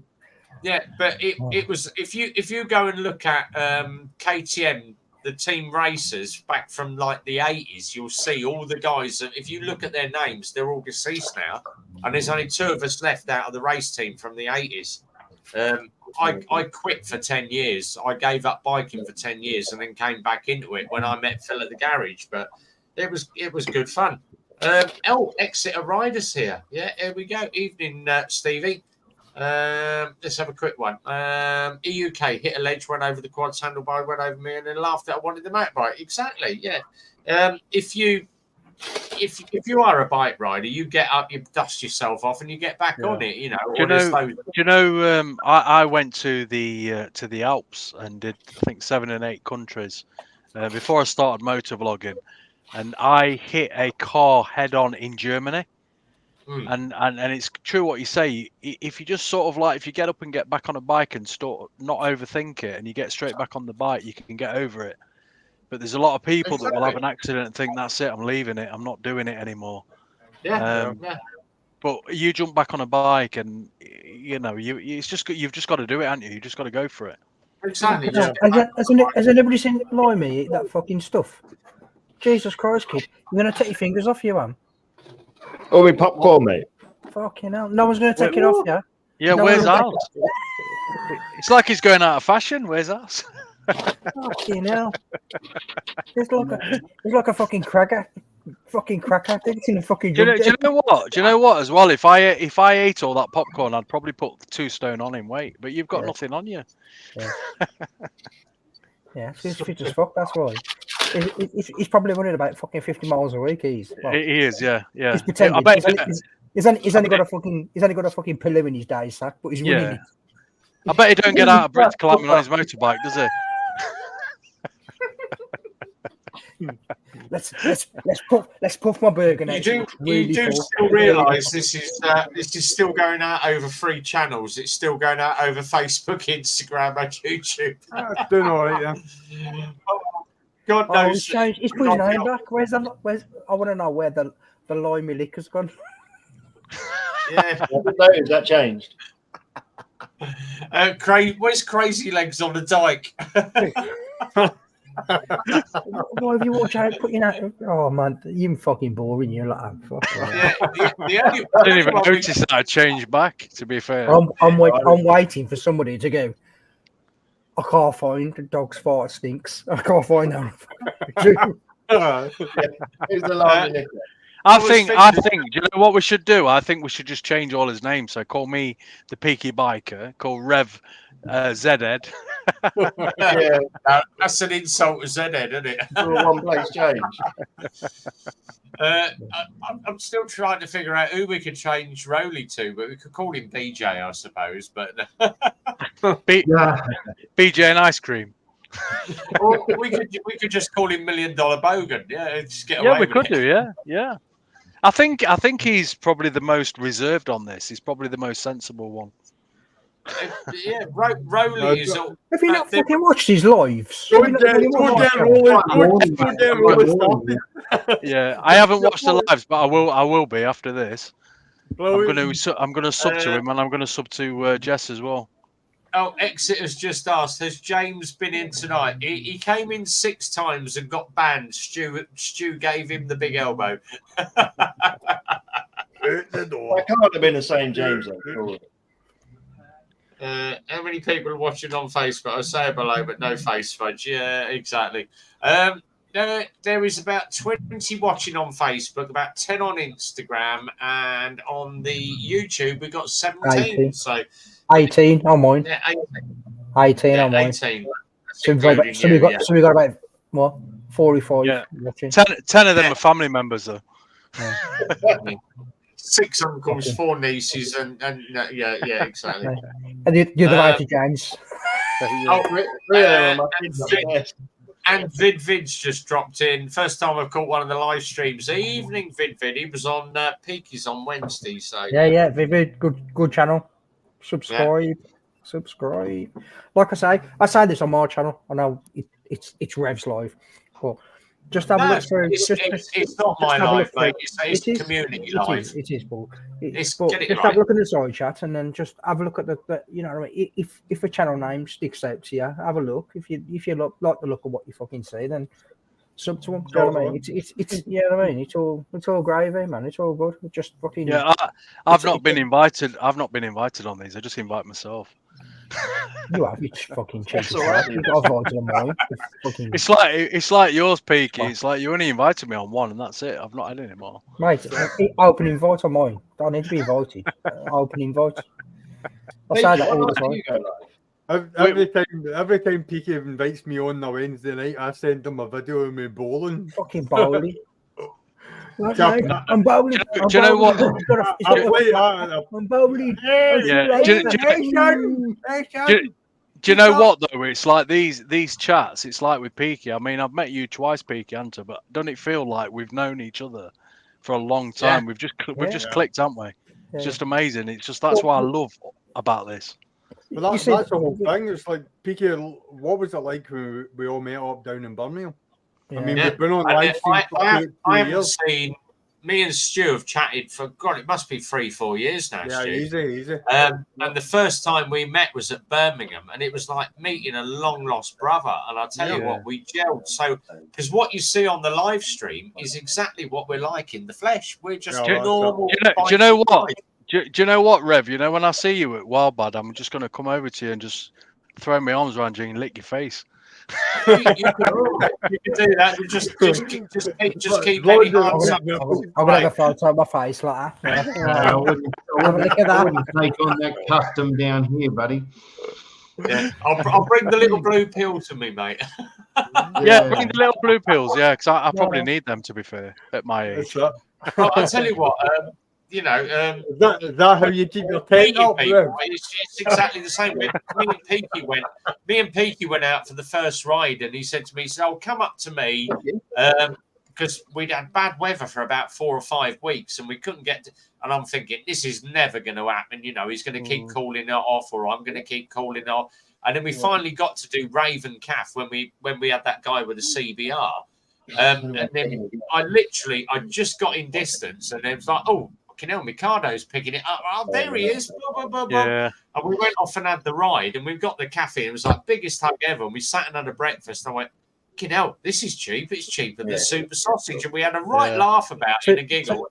Super. You need to like fucking 20 quid. You know what I mean? Yeah, Rev, you need to come up with Peaky and come up to Derbyshire, mate. And we shall do. Yeah. And we'll meet up. But like when I first met Peaky, it's like it was just by accident. And we just sort of like bumped into. It's like it was meant to happen, but it's just a top bloke, just a real top bloke. Well, I said that on my video. Do you know what I mean? You meet somebody, and instantly you get on with somebody. Instantly, right? I'm a really good judge of character, right? So I can meet somebody within 30 seconds. I can say he's a cunt, or he's a twat, or I like him, or I like him. Do you know what I mean? And I can sit there and say that, and 99% of me, I'm open and honest to everybody. What you see on the camera is I'm like this off camera. Do you know what I mean? I ain't playing up. I ain't doing anything any differently. I say things, I do things, I have a laugh, I have a joke, we all have a bit of a banter, and you know, you make that initial decision instantly. And as soon as I met, you know, me and Jay had done 2 or 3 lives together, and I met him instantly. I was like, I like you. I get on with you straight away. Do you know what I mean? And it's the same with Zed. Do you know what I mean? When me and Zed, he had more sausage in his hand within a couple of minutes. Definitely. Oh, definitely. You know definitely. But it was like, you know, the day Just the right amount of salt on it as well. Like the day I went down to, we did the what was it, the Lex Motor training day down in Exeter. I thought, oh, what a great, because I'm going down the day before. I'll meet up with Steve, Exeter Rider. Exeter Rider, great bloke. Great bloke. Yeah. Well, let's go down. I'll meet him at the pub. But he can't drink to save his life. He's a 1-point guy. He can't drink. He can't knock alcohol back like I can. He can. Honestly, he can. Yeah. It just when we was, mate. Honestly, when we was at the ABR festival, me and him, mate. I was. But I said to him, I drinking some fucking ale. You a cider, and he went, "I'm driving, mate." I've had, he's a very sensible guy, but he's exactly the same as he is on cameras. He is in the flesh. Exeter just said on the chat there, he just said, and it's like what I've said to Peaky before. When you watch people on YouTube and they watch you, it feels like you already know each other anyway. Yeah. Yeah, and if you don't like them, obviously you won't watch the YouTube channel. But when you do meet up with them, you do feel like you've got that connection already because you've been watching them, they've been watching you. Yeah. See, I follow. It's like a kinky version of voyeurism, isn't it? We followed Richie Vina for years. Him, Lamb Chops, and Teapot One. We met them all. And then they went, oh, that's a certain Goldwing rider. And I went, oh, I follow him as well. And then when you meet him, you think, cunt. Yeah, no, I get on really well with Richie Vida. I mean, we meet up a couple of times for breakfast and that, but he's a top genuine bloke. He really is. The thing was, he did when we went into lockdown, remember the COVID years, we went into lockdown, so he was doing a lot of music. And when we come out of lockdown, we obviously had the first bike meet, like the big NEC thing. And I said to him, my missus follows you. And he went, oh. He went, you're Rev, aren't you? And I went, yeah. He went, your missus is Mel because she's commented on my songs. And I went, yeah, that's it. And I went, oh, can I call her? So I basically called the missus at home and I went, look, Richie's here. And he went, hello, Mel. Nice to meet you, love. Blah, blah, blah. Yeah. I thought, how nice is it for him to spare just 2 minutes of his time just to say hello to someone? Yeah.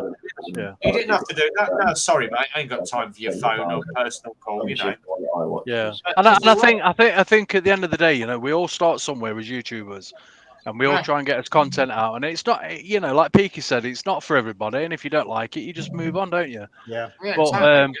But it's like, at the end of the day, we've all got something in common. We're all bikers. We all enjoy the adventure, we all enjoy sort of the banter and stuff like that. And I think, you know, these lives that you do, Rev, and I know other people do them as well, and you know, Peaky does them, but it just sort of brings everything together, and I just think it's really nice. It's about community spirit. It is, and it's just a shame that, you know, you've got people like Rowley on here as well, where, you know, they're so far. Well, they're in Australia, aren't they? There's just sort of like no way, unless you make a special trip to get over to Australia, you're going to meet them people. But this is allowing people to jump on. Exactly. You'd never, like me and Rolly, I never ever meet, but we're like brothers because I can jump on his, he can jump on mine. And the offer's always there. And you can meet up, with people. It's like Limey. I mean, I didn't know Limey till I came onto this channel, and you know, I've watched his channel and I've watched some of his stuff, and I like his stuff, and I just feel that if I did meet him in person, which I'm sure we will do one day because he's in the UK. You just get on instantly. The only thing you've got to watch out is obviously trying to message him because he's a scaly, so he won't know how to do fucking comms correctly. And you won't see him neither because I'll be in DPM. He'll send you fucking Morse code on it. He's like the best fucking hide and seeker in the world. He's like, Yeah. 1, 2, 3, 4, 5. Well, I can read Morse code and I can read the phonetic alphabet, so I should be all right. I can't read fuck all without my glasses. Better than I can do. But no, I just think it's good. I just think what you do, Rev. Same with Peaky as well. I just think it's really nice and it's different as well because there's not many of the big channels that will do these lives, and they're just sort of like just pulling everybody together, and it's just like even if we share ideas and we talk about bikes and stuff like that. And, right, get ready. Look who's here. We're gonna wrap up now. yeah. I just want to see. I just want to know what the admin can do with that name. Piss off.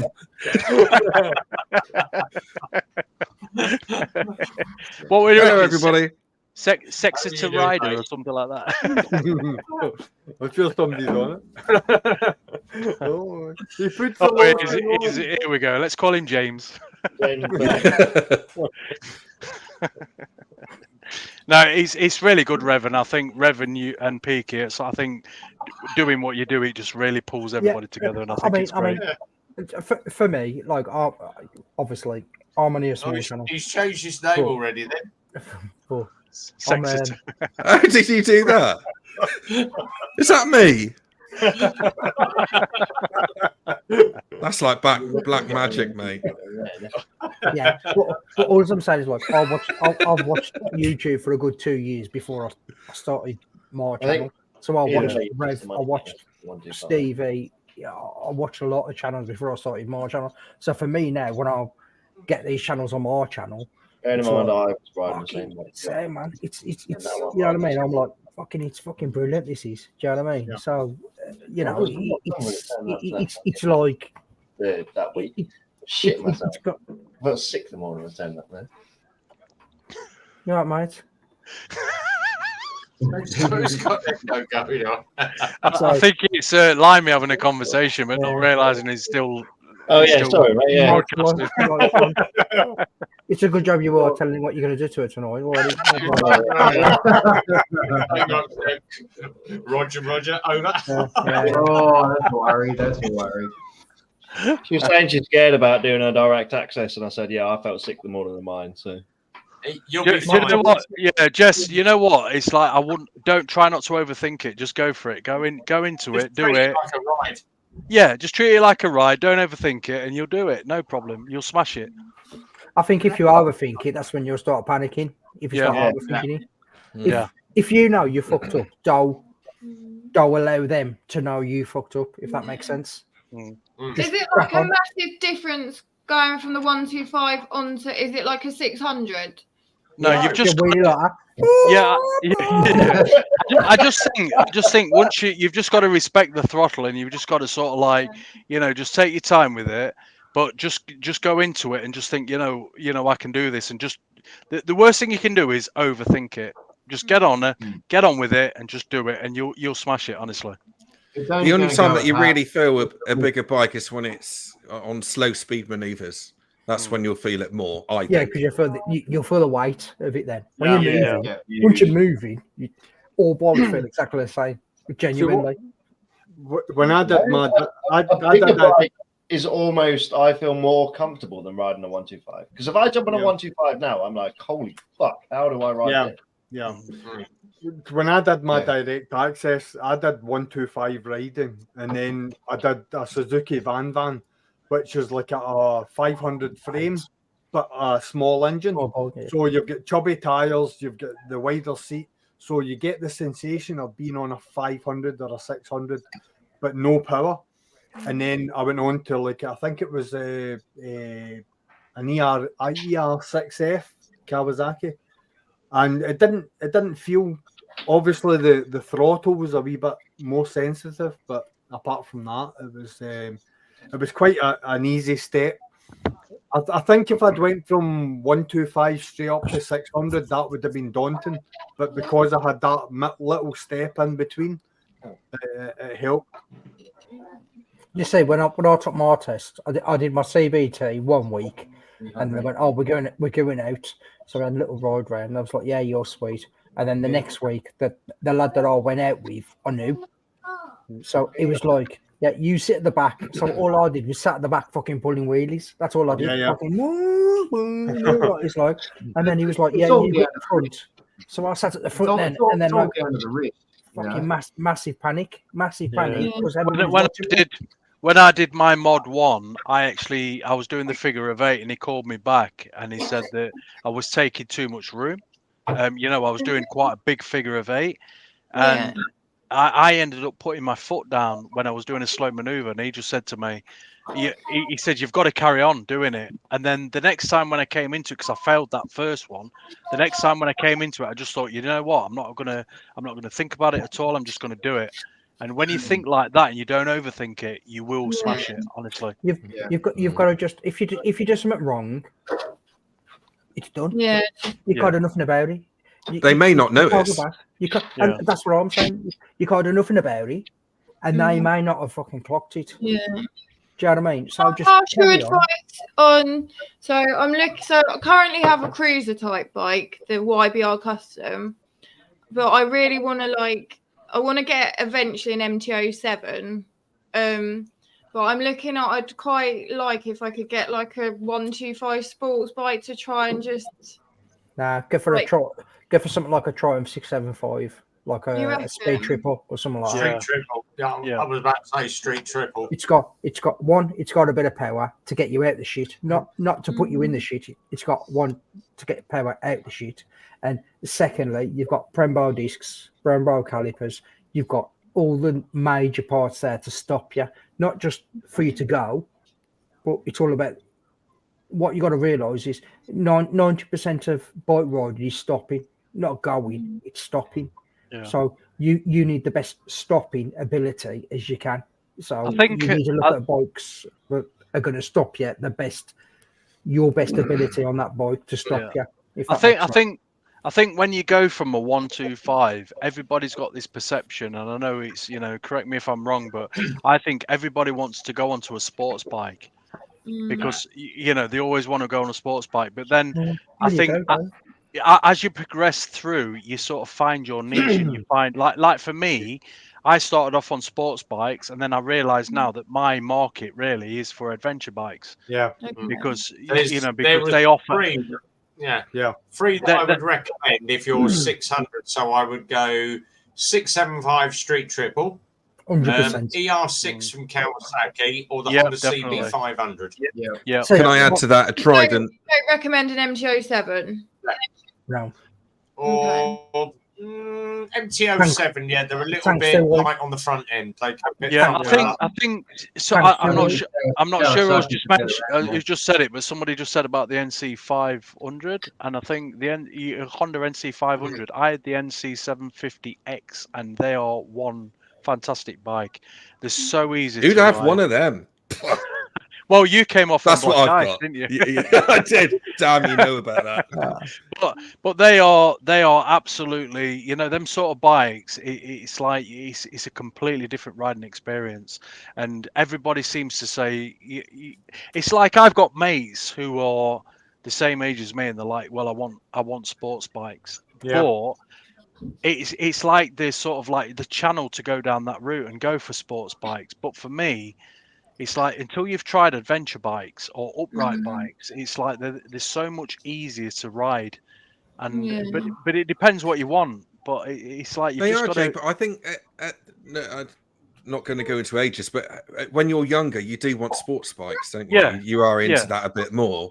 I would also say put the CB500 CBR into the mix as well if you like sports bikes, because they look so good, bulletproof, really strong, got all the bits and bobs. Ninja 400 is a good animal too. And Ninja 4 that's what I'm saying about the 675. You've got everything there. You've got a triple engine. You've got the good suspension. really good suspension, all O-limbs. You've got good weight distribution, small tank, light, good body position. You can be upright, good power weight, or fucking length forward. It's So the you're going to best, move the bars. best of You're both gonna move the worlds. bars. Yeah, you're kind of going to move the bars forward, Mhm. and you mean a fucking race position. Move the bars back, and you're in an upright position. That's what I'm saying. The 675. Yeah. But in Because you terms got of the handling best. the bike, though, You got the in best terms of everything. handling the bike, I mean, my ZX14R, I could ride that slower than an 80cc if I wanted to. It's all on the wrist. Yeah, but that's through experience, though. I think. Yeah. I think you can't you just knew, sort of like you want to be able to put something against your leg and fucking just wheel it. Yeah. Down, I think as a new rider, you can't sort of like you can't think what your niche is. You have to be riding for a bit to decide what That's what true. niche Yeah. you want. Yeah. And that's through trying different bikes and trying different genres of bikes. You've got this is going to sound really bad, but you've got to make your mistakes. Yeah. In buying bikes. That makes sense. You got to buy a bike and go, I really like this because of the look. Like I bought a KTM RC8 for the look. I couldn't fucking ride the thing because it was too big, too fast, too powerful. I couldn't ride it and crashing it. And then I bought a CBR 1000. Again, I could ride it, but I took it on track. Three sessions, I'd fucking smashed the thing up. Bought a Triumph 675, obliterated 90% of the people in the UK on a 675 in the 1000cc class. I could and I could annihilate anybody on any cc because that was my bike. I found my bike. Do you know what I mean? Or you've got to find that bike now. Yeah. But once you've found your bike, you can then trade off how to ride bigger bikes. Then, like I've jumped on this GS now, and I used to race, and I've learned a lot of skills racing and doing track days that I can put onto the road. But you've still got to realise that you're riding on the road. I'm not racing. I'm not doing a track day. I'm riding on the road. So you've got to, it kind of, it's a lot of pros and cons. But you'll sit on a bike and you'll ride a bike, and then all of a sudden you'll sit on one bike and you'll go, fucking this is it. You know instantly, don't you? Yeah, instantly. And for me, do. it's the Triumph 675. I can sit on a speed triple or a Daytona. And I think people sort of like, you know, you have got to try a few bikes because there's so many people who will say this is the best bike because it's a sports bike, or this is the best bike because it's an adventure bike. But until you've rode different sort of like genres of bikes, you're not going to know exactly what you're suited to. And it's like with the adventure bikes. I mean, I've got the KTM 1290. And it's a bit of an animal, so it's a bit of a, you know, it gives sports bikes a run for the money, but it's my sort of bike. I like the adventure bikes. I like the sat upright position. But as soon as you pass your test, you probably got in your head an idea of a certain bike that you want to be on. Yeah. That's an important question. I'd like to. Sorry, I don't mean to jump in. It's difficult when there's so many people. But one of the questions I wanted to ask really is what draws you towards the MT-07? Because that gives us a better gauge. Then is it the size of it? Because people have said it's light. It's obviously a naked, and it's probably is because I like the look of it. Yeah. Yeah, we did go to a showroom. I sat on it, and it felt. It just worked. Nice, yeah. But obviously, I'm terrified from going from like my cruiser type bike. So I think the main problem with Jess at the moment is because she's only ridden 125. The big thing that I think is scaring her, correct me if I'm wrong, is the fact as soon as she jumps on a 600, she's got this sort of instant fear that the bike's going to go away from it. And I keep telling her the bike's only going to go as far as you make it go. You could jump on 1,000 and it's only going to make you go as fast as you pull that throttle. It doesn't lie me. It doesn't matter what bike you have. If you think in your head, you've just got to respect the throttle. And you've got to understand that bike. You can ride any bike that want to ride, as long as you respect what that bike's ability is. Yeah, so that's kind of the angle that I'm trying to sort of get home to her, that you could jump on the fastest bike in the world, but if you don't pull that throttle, it's not the fastest bike in the world. Exactly. Exactly. I passed my test and I got a ZZR 600, and then I moved up to a ZRX 1200, then on to a ZZR 1400. Now, when I had the ZRX 1200, I also had the 600, and after riding the 1200, I couldn't ride the 600 anymore because I felt I was going to blow it up. Because your riding style adapts to the way that the bike is, because you start to understand the way the engine delivers its power and where the power is. So if I was to ride the same way on the 600 as I did in the 12, I felt as if I was going to blow it up. See, I think Gordon in the side chat has just mentioned about, until you ride different bikes, you don't know what is the right bike for you. And me, I mean, I've had a hell of a lot of bikes. I've had sports bikes, I've had adventure bikes, I've had touring bikes, and I feel now I found my niche on what bike I want. So it's like, you might say, an MT-07, it's like, what's made that decision for you? Is it something that somebody's sort of recommended to you? But until you ride different bikes, you've got to start on a bike. You've got to pick a bike and start on it and think, right, okay, this is the start of my journey. And then you've got to try other bikes. And when you try other bikes, you'll find that, well, actually, I'm into this is my niche. This is what I want to do. And that's what it's about. But it does take a bit of time and a bit of experience to do that. The only thing I'd say, through watching other channels, like if you watch Rev and if you watch Stevie down below us, they review a lot of bikes, a hell of a lot of bikes, right? So what you've got to do is not just pick a bike, go and test ride as many bikes as you can, and then you can ride as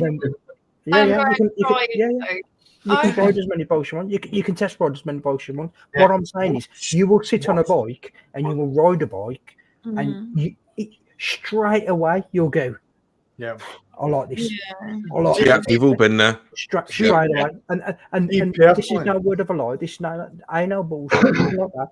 You will sit on a bike and literally within 500 meters you'll go, I like this. As soon as you hit second gear. I like the position. I like the way it fucking corners. I like the way it feels. I like the way I did it today. Now we've spent, oh God, it's got to be a couple of weeks, isn't it, Peaks? I've been working on this Triumph Bobber. I took it out today.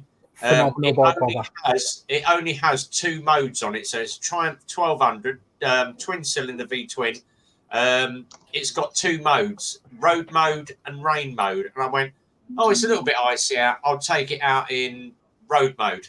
So we start down at the local park where the EV charge stations are. I take it out. I get it on the A5. I'm in third gear and I give it the biggest handful. And the back end at 55 went, my bum gripped the seat. And I'm like, I should have put this in rain mode. It's too icy to give it the full beans. I've got that. The video's going out hopefully tomorrow. But Jesus Christ, that bike shifted. And I did exactly the same when I went from my ZX7R, full street bike, and I just had tunnel vision. I used to hack around everywhere at 3 figures. And then I went to the GTR 14. I followed Simon GTR 1400, took the 1400 out, and I said to him, the first 5 or 6 weeks, I wouldn't go above 60 mile an hour. And he went, Jesus Christ, did you realise what that GTR 1400 will do? And I went, I am not used to the bike. I want to get used to the power, get used to how it responds. Do you know, for me as well, it's like when you ride a bike, you're best off probably starting on an old school bike that's got no ABS, got no traction control. That's a big thing. So you get proper, that's a big controversial. That's a big thing. For some people, yes, and some people, no. I me I'm personally. talking of a biker here. He's gone from a Triumph. Oh God, what was it? 955 Sprint, I think it was. He's gone to a ZZR 1400 rhythmic biker. We came back from Oakley one night, and God can rhythmic ride that ZZR. He knows how to put that bike through its paces. But it took him weeks to get used to riding that bike and respecting the power on it. But oh God, what a bike! That he was at Super Sausage last Sunday, clean as hell, and then Peaky. He ain't fucking clean. He makes out those fucking Uncle Red cleans that fucking bike. Uncle Red, exactly. He's in the side chat now. When I bought my ZZR 1400, I bought my ZZR 1400 in the last month of November. So you can imagine how dirty and how cold and how dank the roads were. Yeah. And that was the biggest bike I'd ever owned, and it was the best learning curve I've ever had, because all the way through the winter I rode that thing, and I found my limits. I found where the back end spun. I found out how the back end moved. I found out what happened when I let the throttle go, what happened when I braked. I learned so much. So when it came to the summer, I knew exactly how to apply the power on the back end to get it to grip.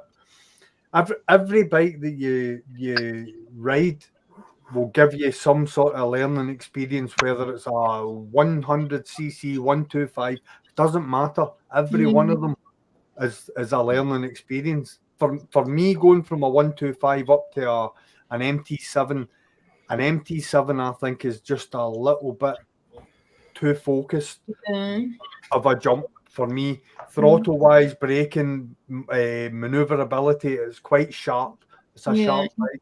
Yeah, you know, the worst. I think the worst thing on a bike as well is, like, just because a bike looks good. There's a lot of people. I know so many people who will go on sports bikes and things like that, but they don't get. I've done that. They don't get, exactly. And you don't. I mean, I've been there with the sports bikes, and you don't get the full experience of a bike until you've rode other bikes. And when it's like adventure bike for me, adventure bikes is a niche for me. And I feel that, you know, I feel more comfortable on that, and I feel like I can ride an adventure bike better than I can ride a sports bike. I'm absolute garbage on a sports bike because you see, mate. You see, I kind of wish now, before I'd had my big crash, that I'd have took more video of when I was track riding now. Yeah. Because I wish now I could go onto a track and go and buy a little 675, jump in the fast group, and go and show all these boys on 1000cc's like I used to do, fucking, 8 years ago, 9 years ago, before I fucking smash myself up. Because I'd sit in there, mate, I'm a little 675, and you could see people looking at you. Looking at you in the fast group as if to go, yeah, what are you doing here, mate? 1000cc's, and then you get to places like Portimao or fucking Almeria or Valencia or something like that, and you're like, these are 1000cc tracks, mate. I'm gonna do you. I'm gonna absolutely smash probably 90% of you here on my little 675. Don't you find? I'm going to bring his fucking neck, but I'm going to fucking annihilate 90% of you here. Yeah. And that was more of a focus for me to pass people because they thought I was on a lesser bike.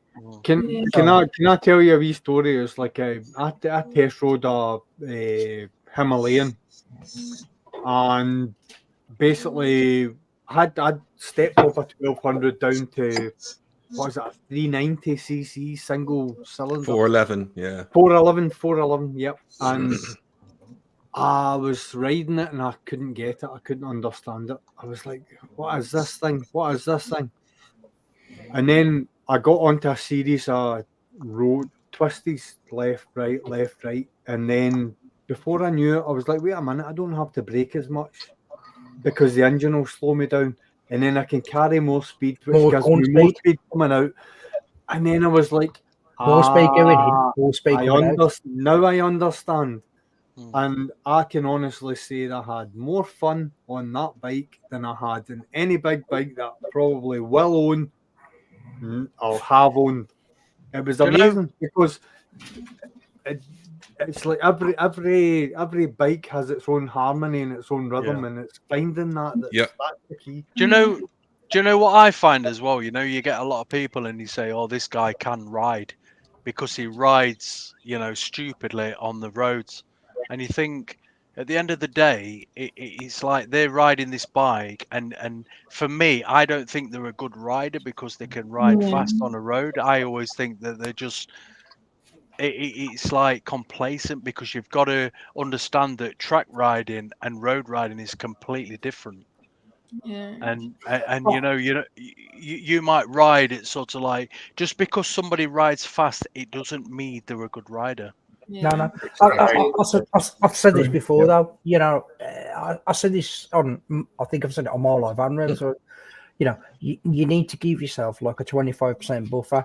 You should not ever ride at 90, 95, 98%. You should always have at least 25%, knowing you should go around the corner knowing if I can't make this, I can get out of it. So you should never go around the corner going fuck. So Brian, that's a great point that you make, because like my mate Graham's and it's a boy that painted my bike. It's like I'll ride behind him. He's a fantastic rider, and he sees the game just a wee bit different from I do, and he can predict traffic, and he's very, very good at it. When I'm riding, I'm constantly risk assessing, and my brain is going yes, no, yes, no, yes, no. When it's it's full yes, and it's full commitment. When it's no, it's hard off, brake, be safe. And it never wavers from that. I never ever find myself in the middle ground, because if I'm in the middle ground, I'm taking myself out of my ability and putting my ability. And that's the thing, Stuart. You've got to remember that at the end of the day, you've got to ride your ride. And if you don't feel comfortable, you know, the worst thing you can do is, if you've got a fast rider in front of you, is try and keep up with that rider. You just need to ride your own ride. And if you start thinking that, because it's like me when I'm riding, I'm always thinking constantly, this guy's going to pull out on me. This guy's going to, you know, this guy's going to cut me up. And if I think there's nothing wrong in thinking like that, because it keeps you safe. One big thing as well, which I would say, and that's group riding, in the sense, like, again, I'm going to use Graham's. If I'm riding with Graham's, I know his road position at all times, and he knows exactly my road position, because wherever he is, I'm his polar opposite. Because we're leaving ourselves braking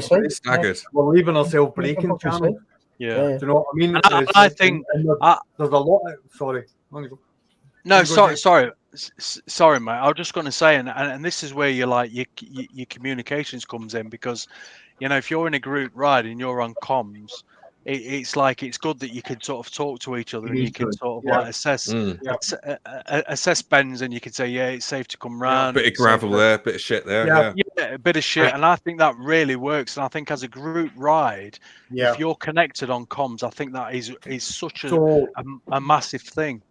The first time I experienced that was Lockwood brought a load of guys up from down south. They were all paramedic bike riders. And it was the first time we'd all used the mesh system for the cardos. And basically, when they were hitting corners, the lead rider was saying clear, get it inside. And he basically, see, by the time you hit that corner, you knew exactly what you were coming onto.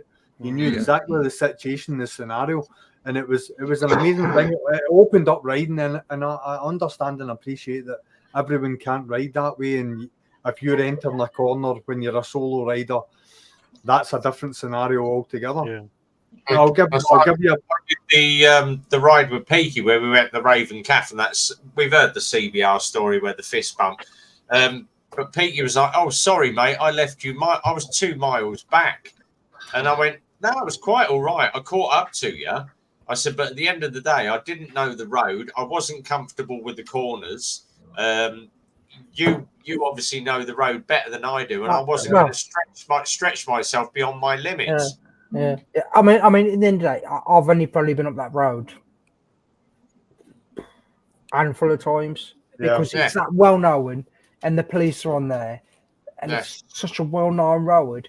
But like I say, it was up Rev's arse initially, and that pissed me off. Yeah, because Rev come and met me in my area, and that pissed me off straight away. And then when he come past me at like fucking, he went past Rev on a dual carriageway, and then the dual carriageway went into one.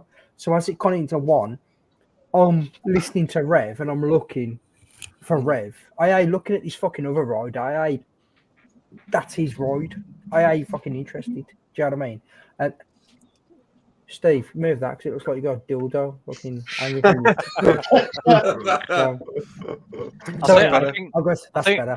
I think the main thing is as well, if you're on communications, you can't take everything for granted. You've still got to think that if someone says something's clear, you've still got to look.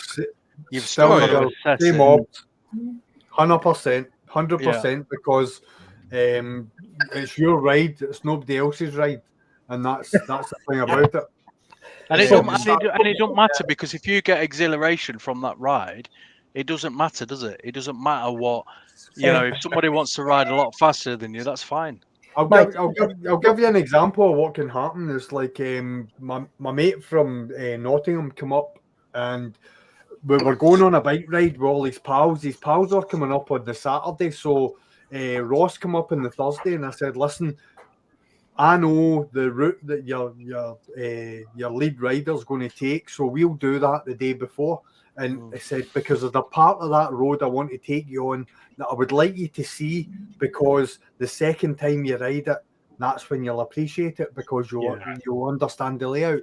So I took him down the road, and it's called the Dalmally Pass. It's from Tyndrum to Inverary, and it's basically like Tyndrum. Tyndrum. It's like it's basically sweeping up, down, and it's such a flowing road. And if you catch it just perfect, there isn't a road better. So I took him down this road, and the conditions were absolutely perfect. Perfect weather, sunlight, whatever. We did the road, and that was fine. The Thursday, come the meet up, we all met up. And we all ended up at Tyndrum. We were all ready to hit that road again. And the boy who was organising the whole event said to me, would you lead it out because you know the road? So it was the day before that we had ridden that road, and I led it. And I entered a corner that I knew the speed that I entered that corner the day before. And I entered it exactly the same. No bad. And half the road, half the width of the road had been relaid, and it had all the stones laid out on it for like 5 meters.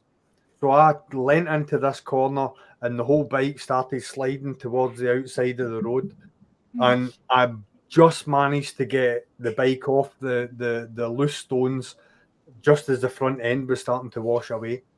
And that's just a perfect example of what you remember the road being like. It never is the same way twice. Yeah. Good lesson. Yeah. Because it can be damp, it can be cold, it can be hotter. Your tires can be. There's so many variables. And I was going to say, what are we on about here? It could be hotter, could be colder. Could be wetter. We did Chilly Willy run a couple of weeks ago. Right, it's pissing down here when we did that. Yeah, and Blake's actually said to me, he said that overtake that you did where you got on where you took out like 4 cars, a lorry, and a coach. I could see for at least 3/4 of a mile road in front. I wasn't hanging around. I just gunned the GTR. But what you don't see is I've got Boo right up my backside, overtaking behind me. And as I pull in, he's tucked in behind me. But the other 2 bikes are right at the back. And I could see them in the mirrors, and they're like ducking out, ducking back in. So you see me do this. And it's like, road's clear, roll, go, go, go, go, go. And without that comms up the front, because you couldn't hear them on the Cardo because they're too far back, but you can see someone doing that saying like, roll it guys, the road's clear. So yeah, it's good hand signals, good communication, or if you've got comms on the Cardo, let people, right, road's clear ahead for at least half a mile, go for it boys, open it up. Yeah, but that's I think to be honest, that's experience. So when we ride as a group and we lose comms, and you see somebody in a corner and they're hanging out, and so you know that they're hanging out there because it's fucking clear. They ain't getting out there because they're going to get fucking knocked off and they're gone. If it's me, then someone's gone wrong. No, so like if I'm overtaken, if I'm leading and I pull out and I'm overtaken, I'll sit out for as long as I can, and it's safe to do so, and then I'll pull in because everyone knows that if I'm sitting out, then like you say, Peaky, then it's clear. It's like the clearer signals you'll get, mate. The thing, like I say, we keep going back to it. But it just fucking annoyed me with that CBR. It just really pissed me off because he come past me, mate, and genuinely, he was probably about 6 inches from my handlebars when he come past me, and that pissed me off. And then, if I'm quite truthful, I forgot about Rev behind me, and I just seen the red flag. I just seen this bike come past me, and I was just like, was it Rev that was waving it? Fuck you. And mate, honestly, I just lost my shit, and I was just like, I went into race mode, literally went into race mode. Then someone was fucking gunning him down, mate. I was up his arse, and like, I was trying to overtake him when I shouldn't have been, really. But it was just one of them. I was just like, I've just wound you up. Not I've got a DR, but I've got a DR to show you that you're way better than me, kind of thing. Do you know what I mean? And so when I overtook him and I was looking at him through the corner, I overtook him like looking in the corner, chin, and then we went through a set of flip flops, and then like I hit that, mate. I was 140 and there flat out. The BM was flat out through there, and the back end was like this. And I just gunned it. But, you know, it's out the fact I'm bragging. It's more you got to respect other riders more than anything. Do you know what I mean? Look, just because I'm on a BM, it don't mean that because you're on a sports bike, you can fucking take the piss. One thing I do want to say to Jess actually is that no matter what you choose, it will be fine. A bike's a bike at the end of the day. Yes, so absolutely. Just go with whatever you think, and you can always sell it and move on. But right, guys, we have been on for 4 hours tonight. We've kicked the arse out of Friday night. Yes, we have. I haven't. Unfortunately, someone has to be up at 5 a.m. in the morning. Me. So just leave it running, Rev, and we'll keep it going then. See you later. See you later. So, oh God. Yeah, I'm sure I forgot about that. Where's Peaky's buggered off then? No, he's over the other side. Anyway, Rev's gone. So what we're doing it, we'll just carry on. What we're doing. We're back again. Here he goes. Here he comes. We're here anyway. So we're going to wrap up for tonight. I'm sure Peaky will carry on the stream if you want to go for a little bit longer into the wee small hours, or I'm sure Jay or someone else will carry on. Even Steve Exeter might carry on. I'm going to bed, mate. Yeah, we're good. Yeah, I've got 5 a.m. start, so I've got a good one. We are up Super Sausage on Sunday, so if you're up there, we will see you for brekkie, and of course, coffee's on me. But yeah, let's do the outro. So Peaky, kick it off. Stay safe, keep your family safe. If you could all do one thing, please, which is smile. That means you lie me as well. Smile. Show me them matches. I got him to do it. Zed, take care. Stay safe. Peace out. Bye bye. Rowley. Yeah, all I can say is if you're thinking about trading up to a bigger bike, if you reverse engineer experience, the reality is it's not the power you got to worry about, it's whether it'll stop and turn. Exactly. That's good advice. When you've sort of gone through that route and you reflect back, the power is always something you can control without a problem. But does the bike feel good that it stops and turns nicely for you? So if I had a worry, it would not be the power, because you can always control that. Okay. Apart from that, sage stay advice. safe. Brilliant.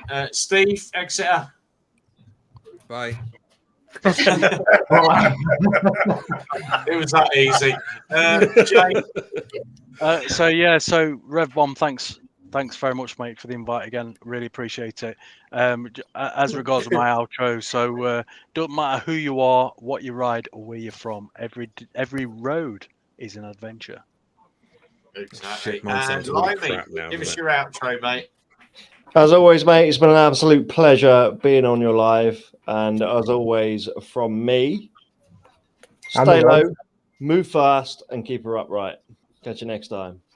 Brilliant. Nice one.